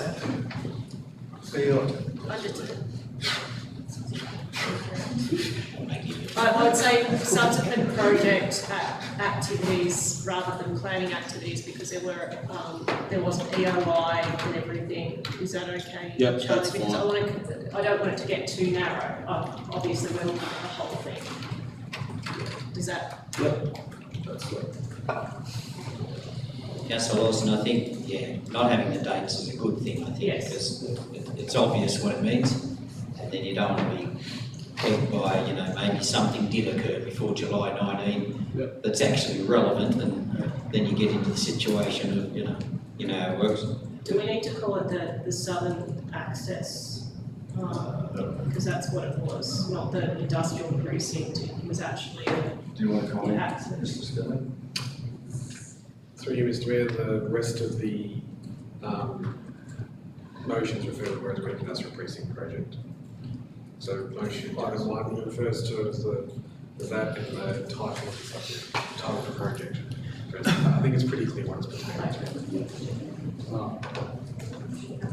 So move and second vote, happy? Yep. Recommendation? Number 4, everyone aware of what was, give Councillor Allen 5 seconds, or we just vote with them? You should just continue. Just continue, right, continue, so does anyone else wish to speak for or against the motion? If not, all in favour? Against? Carried. Thank you. 6.16, the DA 10.2024 .100.1 display home, 25 Coach Street, Wallaverdale. Recommendation of Council 1 grants consent subject to conditions as detailed in Schedule 1. Conditions of development consent DA 2024/100, development application DA 2024/100 be determined pursuant to section 4.16 of the Environmental Planning and Assessment Act of 1979. Do I have a motion, please? Councillor Simkin, do I have a seconder? Councillor Cohen. Does the mover wish to speak to the motion? I will, please, Mr. Mayor. Councillor Simkin. Obviously there's 2 DAs up for discussion today that have attracted a significant amount of attention, and I can understand why. I suppose in principle, I'm really disappointed that a developer has decided just to go and slap a home up without any DA. That's a really dangerous way for people to behave in our shire. And unfortunately, it seems to be something that happens a little bit more often, maybe not in the modular home space, but as far as planning and development goes, generally speaking, with sheds or whatever it might be. And it's to me, it seems that it's far too easy for developers just to go and do whatever they want and then rely on a building information certificate after the fact to retrospectively get it. And I think that council needs to take a really strong stance on people who do that. I don't know specifically what mechanisms we have in place to be able to deter people, but the report, as noted for this as well as for the other matter that will come up in a moment, doesn't prescribe any sort of penalty or action towards the developer other than just approving the DA. And that, to me, is really disappointing. You know, these rules are here for reasons, and they keep people safe and they keep our communities the communities we want. I think it's a little bit weak not to be hitting them with a penalty, whether this report in council is the appropriate mechanism to do that, or whether that happens via another function of council. I think we need to be really stern, because otherwise we're just going to continue to see people take the liberty and abuse the system. That's my 2 bob worth. Thank you, Councillor Singleton. Councillor Lawson. Speaking against the motion, I have very similar comments to Councillor Simpkin along the lines of, you know, this is a DA after the fact. And not only that, I've seen a proponent actually promoting that there is no council approval required for these types of developments. So, yeah, and that has become a problem.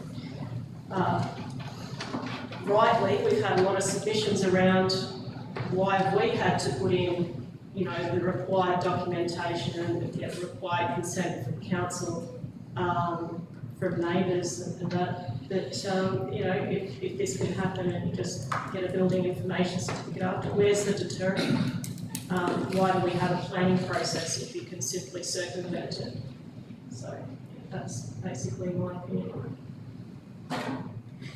Before we continue, can I just get a bit of a feeling from the staff about why can't we proceed with this development? You know, you explain us more, you know, there's rules around it. You know, Sorry, Mr. Ed, what was the question? well, we discussed this morning about why can and can't, you know, like, for us as a council, we probably really can't say no to the development because it fits all the rules. Okay. It doesn't fit the rules because they haven't gone through the process, but that's what. The system allows retrospective approvals. I take all the points that are there, you're right, it's not the way to do it. But the law does allow it. Yeah. Notwithstanding, I guess you could probably find a few things in our world of law that, you know, but you can do it. There are now conditions, of course, if this goes through, in particular with the second one in relation to what you can and can't do going forward. So at least there are now, if you approve it, there are now conditions. In other words, if they're breached, it's a whole lot easier to take a heavy hand in relation to infringement notices, for example. And I'll ask Nathan to comment after I speak. But retrospective approvals, even though on the face of it, yes, I do, I understand all the arguments, particularly if you're members of the community and, you know, you've been directly affected by some of the things that have happened that shouldn't have happened. Yeah, we understand that. But the system does allow retrospective approval. I think philosophically it's traditionally been sort of seen in the game as that at least if you can get it legalised with proper conditions and the right thing happens going forward, it's probably the simplest solution, as long as the right thing happens going forward. Because had it happened the right way and the DA come back when it should have and all the rest of it, you probably would have had the same set of conditions, basically. This is just a retrospective approval. No, That's about all I can sort of say, because I do understand what you're saying, but the system does allow retrospective approvals if the person who are going to have for the first time a set of conditions of consent if you do approve it and those things are not followed, you now have a legal standing to take a range of actions. So, There's nothing in the law that says we can fine for not doing the right thing. yes, there is. Issue infringement No, notices no. as long as they breach consent conditions. But We can't fine for not doing the right thing. We're at where we're at now. Retrospective We DAs. can't go back. So Nathan, would you like to add anything to what I've said? Don't think it's much I can add. Yes. I just thought I'd give you the opportunity. Councillor Lawson?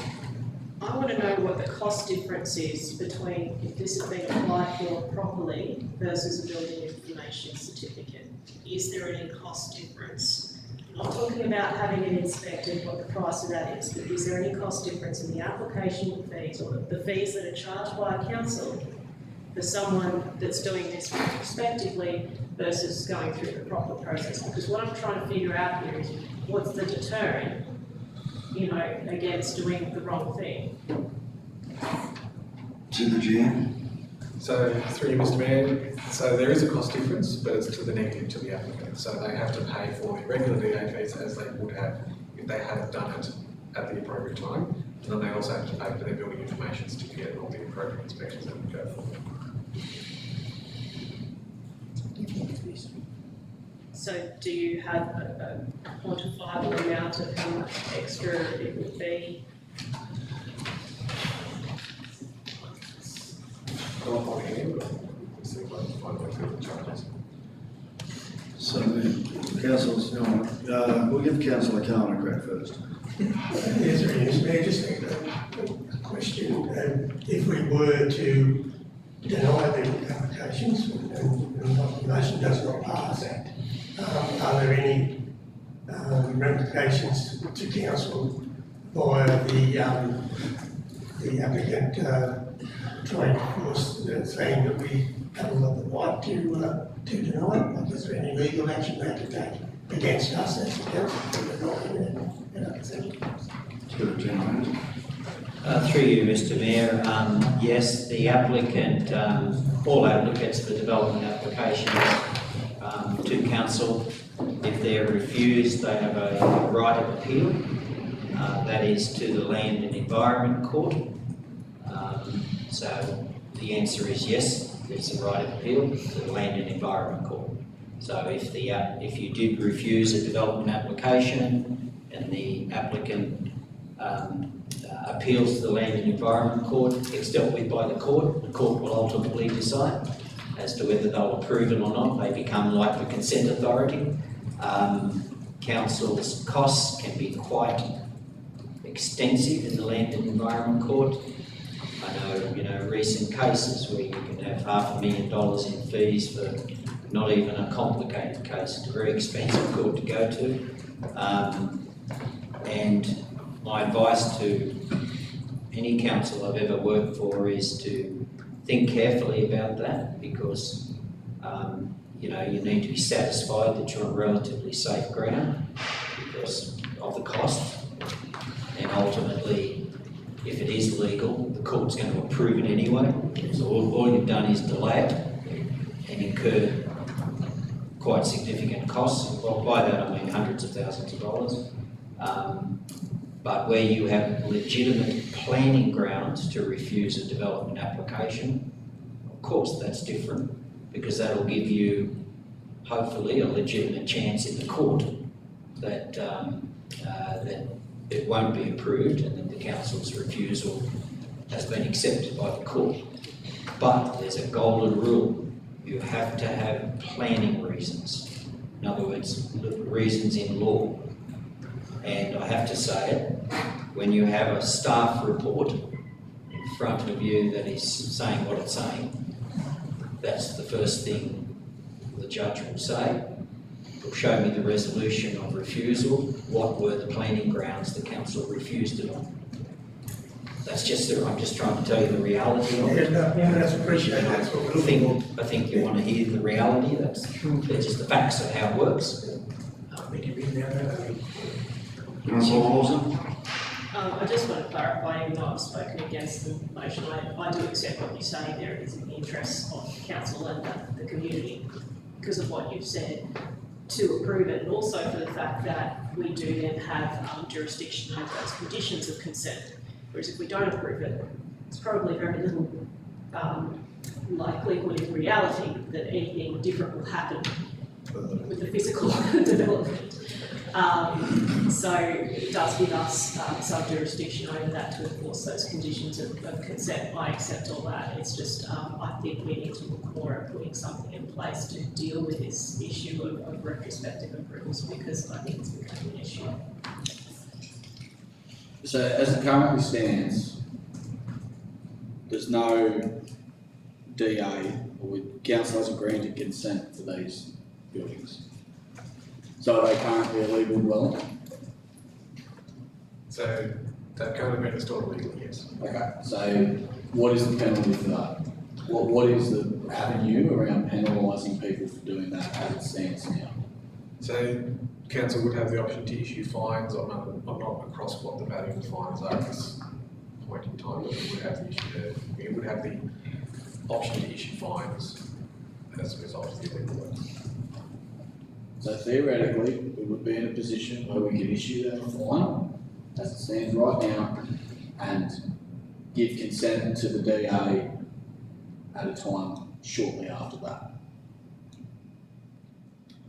I would want to seek legal advice on that one, because I would suspect if we have the DA in train, we find them for an illegal building works, that might be they might be able to challenge that and appeal it and get the fine quashed anyway. So I want to seek legal advice on what that then look like. Is there a reason that council haven't investigated that fine prior to today, or have they, and it was determined not to be pertinent?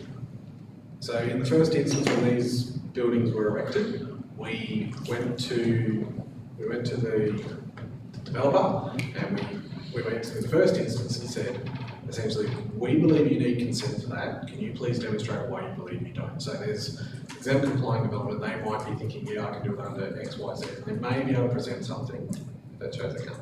So that was the very first thing we did. We went to them and said, we believe they're illegal. Tell us where you think comply. They come back with a position where they thought they complied.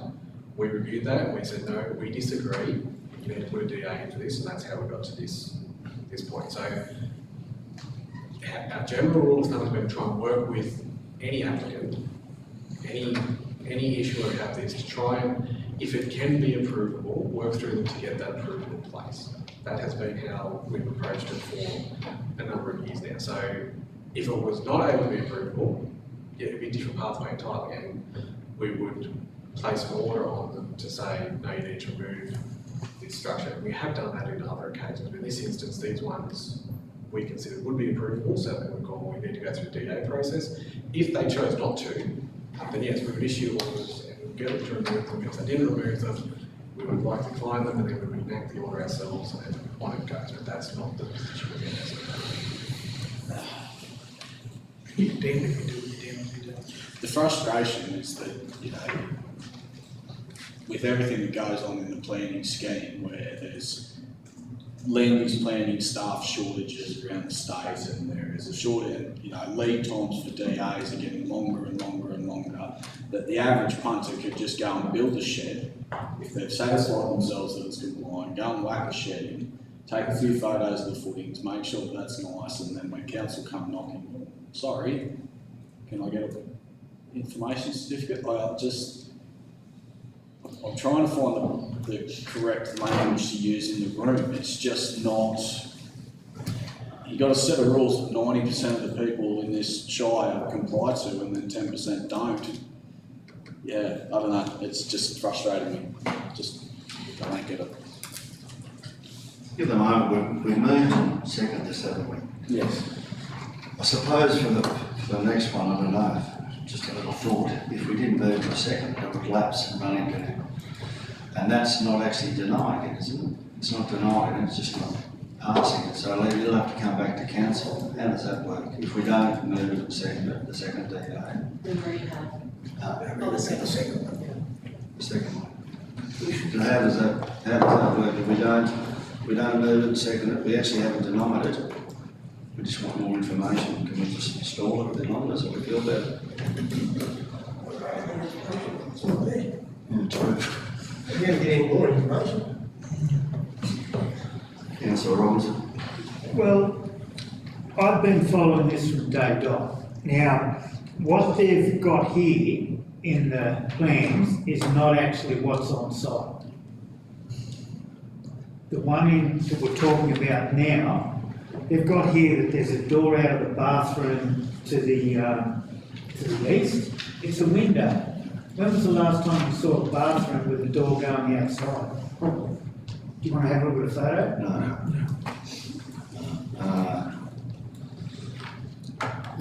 I thought that, Deputy Chris, yeah, you had to have at least two access out in case of a fire. Is that still current? pass it through the general manager. So through you, Mr. Mayor, looking at the plans and the elevations, I suspect that is depicting a window opening 90 degrees, not a doorway, because the elevations externally show it as a window. Regarding having the two ingress and exits for fire safety, the challenge with prefabricated homes like this is they don't have to meet the National Construction Code requirements. They have different obligations on them for it. So whilst that may be the case that constructed dwelling may need two entrances or exits, a pre-constructed home like this has a different set of standards they need to comply to. So I don't know the exact detail, but buildings such as this comply to different standards as at the moment. Standard should be standard right across the board. They are not. So these are factory built, not constructed on site. That's where the difference. They have different targets they have to meet. Yeah. Councillor Khan. Mr Mayor, it's probably a compliance question and I'm sure someone can answer it. So, under the conditions, so if the DA is approved, the conditions are to be completed prior to commencement of use. Number 19 is a building information certificate.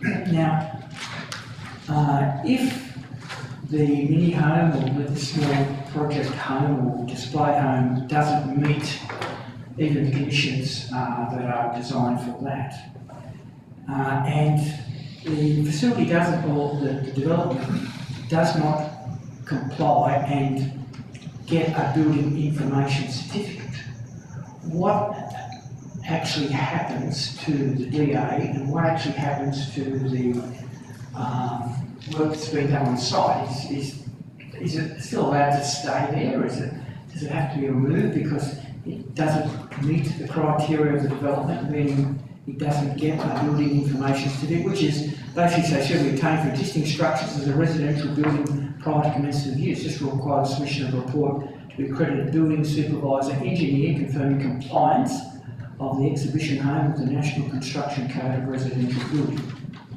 So someone obviously has to sign off that and have the suitable qualifications. So I'm guessing that's of course the protection for us as council, that this thing does, or this development does meet the requirements. So what would happen, for instance, if that didn't, if they couldn't acquire that?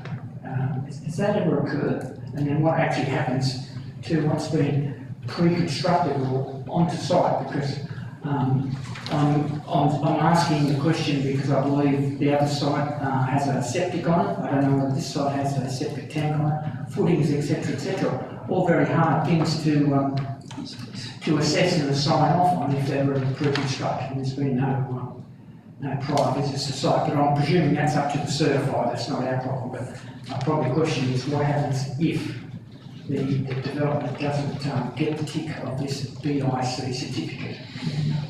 You might please. To the general manager. Thank you, Mr. Mayor. It's a good question, Councillor Kane. So if, as it sits, it can't be signed off for building information certificate, the first course of action available to the applicant would be to make modifications such that it could.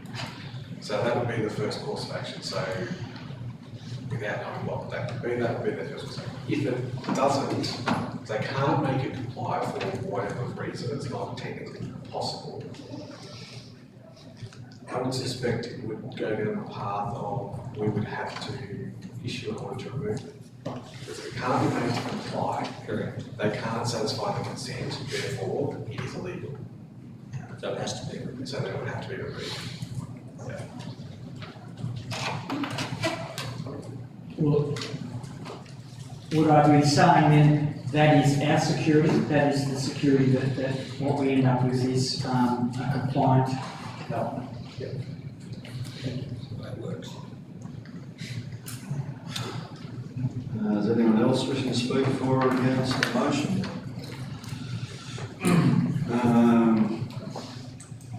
I'll have to call for a division. All in favour?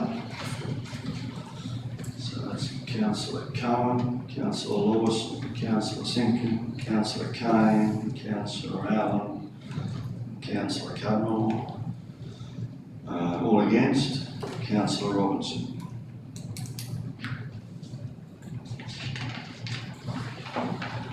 Cool. 6.17 DA 10.2024.102.1 display home 33 Elizabeth Street, Walladar. The recommendation of council grant consent to conditions as detailed in Schedule 1, conditions of development consent DA 2024-102, development applications DA 2024/102 be determined pursuant to section 4.16 of the Environmental Planning Assessment Act of 1979. Do I have a motion?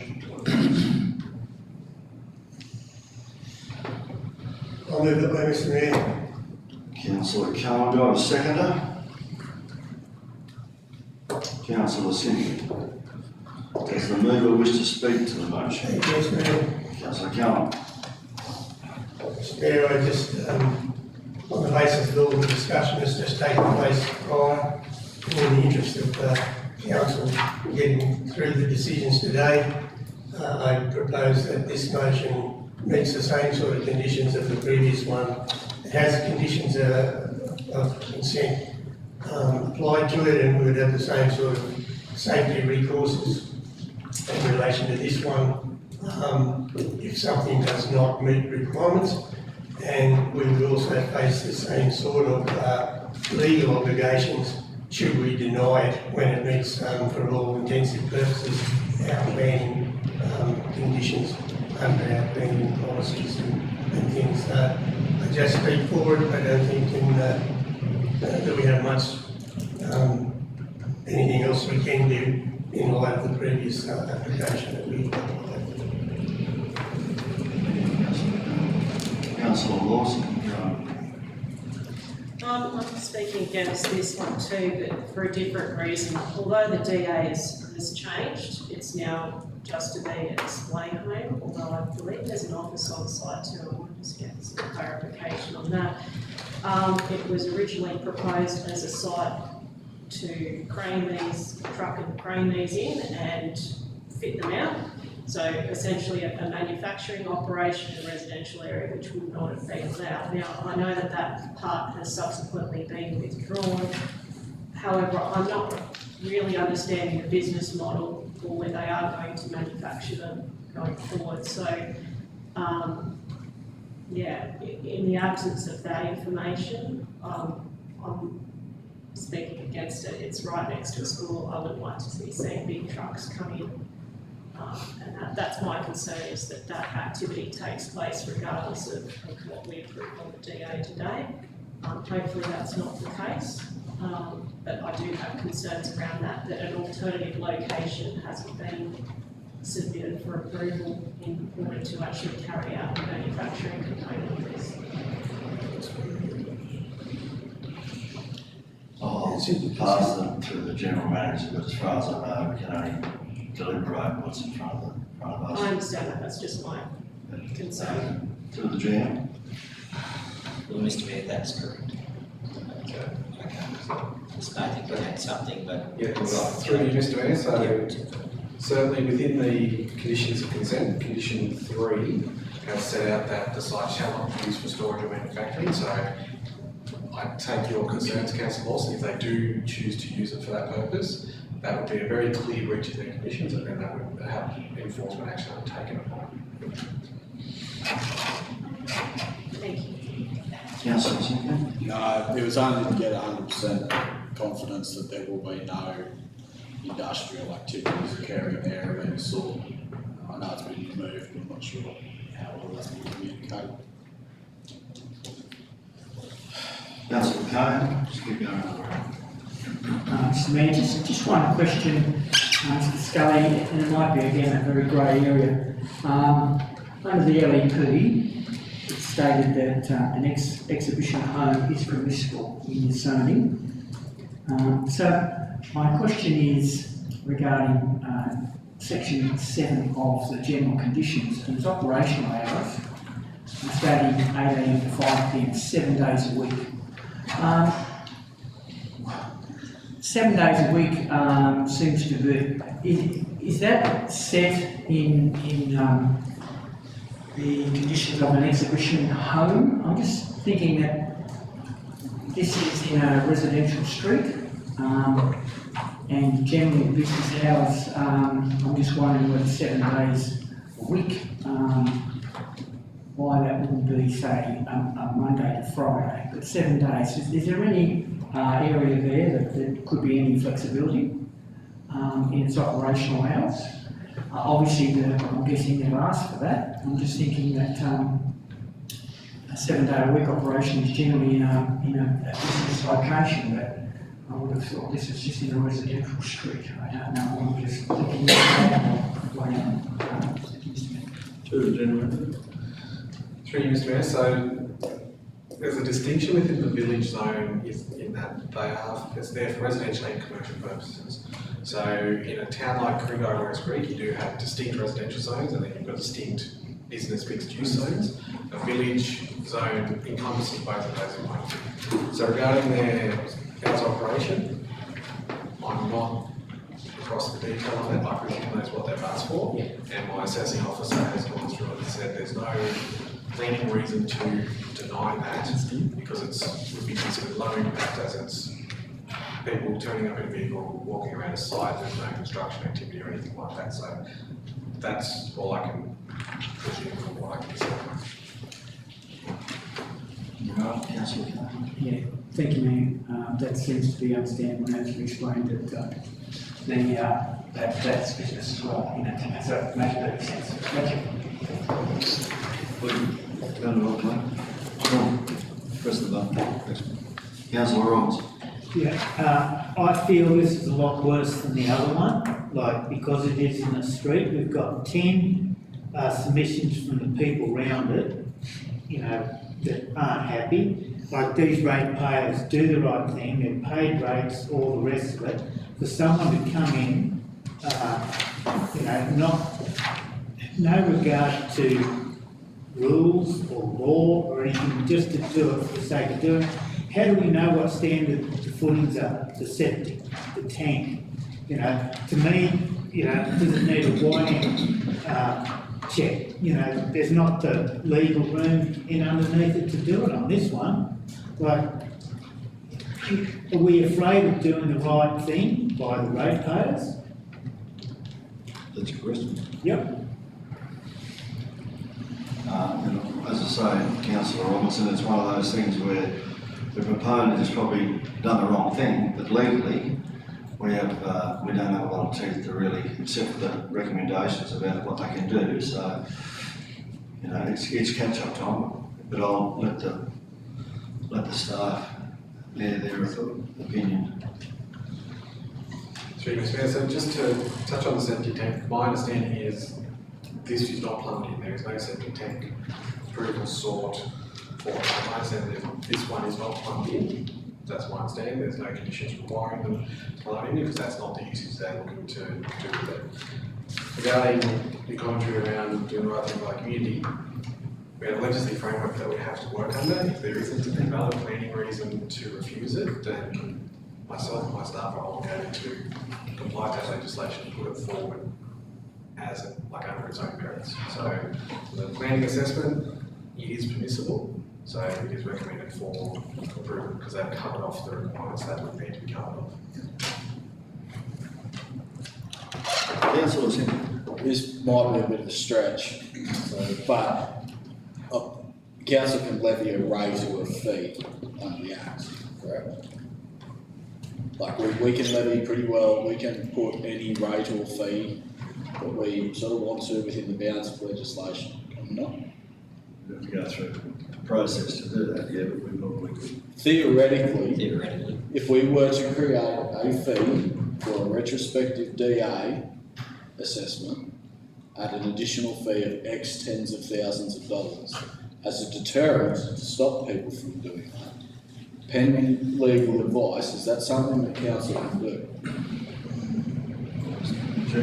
Mr Mayor, that's a interesting approach. I'm saying that in a positive way.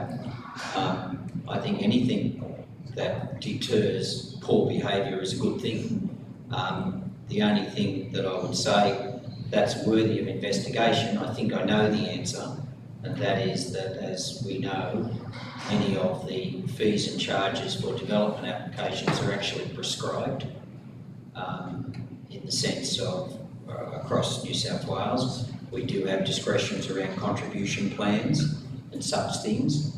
So that is something I would simply say, let us,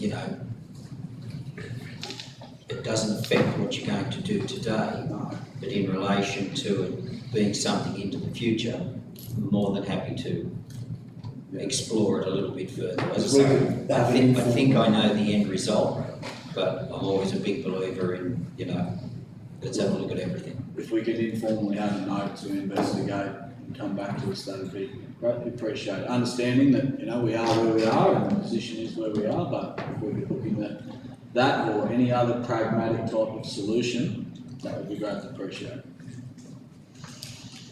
I think we all agree to disagree with what's happened, but we can't seem to change too much, so the conditions of consent have to be dealt with largely if something does go wrong, that's all. They've got to be held accountable, that's all we can do. So, where are we?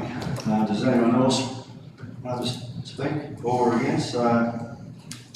Call for a division again, all in favour? Councillor Cohen, Councillor Lawson, Councillor Simpkin, Councillor Kane, Councillor Allen, Councillor Cudmore. Against? Councillor Robinson, twice. Hundreds of thousands in court costs. Hey? Hundreds of thousands in court costs. Delegates' reports, there's nil. Notice of motions, questions were noticed as nil, and confidential matters. The recommendation, the council considers the confidential report listed below in a meeting closed to the public in accordance with section 10A brackets 2 of the Local Government Act 1993, 9.1. Yeah, sorry about that. The mayoral minute, James. James. We're not in confidential yet, no? Oh, not? No. Okay. I didn't, they know. I'm sorry. 9.1, mayoral minute, the general manager recruitment. This matter is considered to be confidential under section 10A brackets 2 brackets A of the Local Government Act. And the council is satisfied that discussion of this matter in an open meeting would, on balance, be contrary to the public interest as it deals with personal matters concerning particular individuals other than councillors. Do I have a motion, please? Councillor.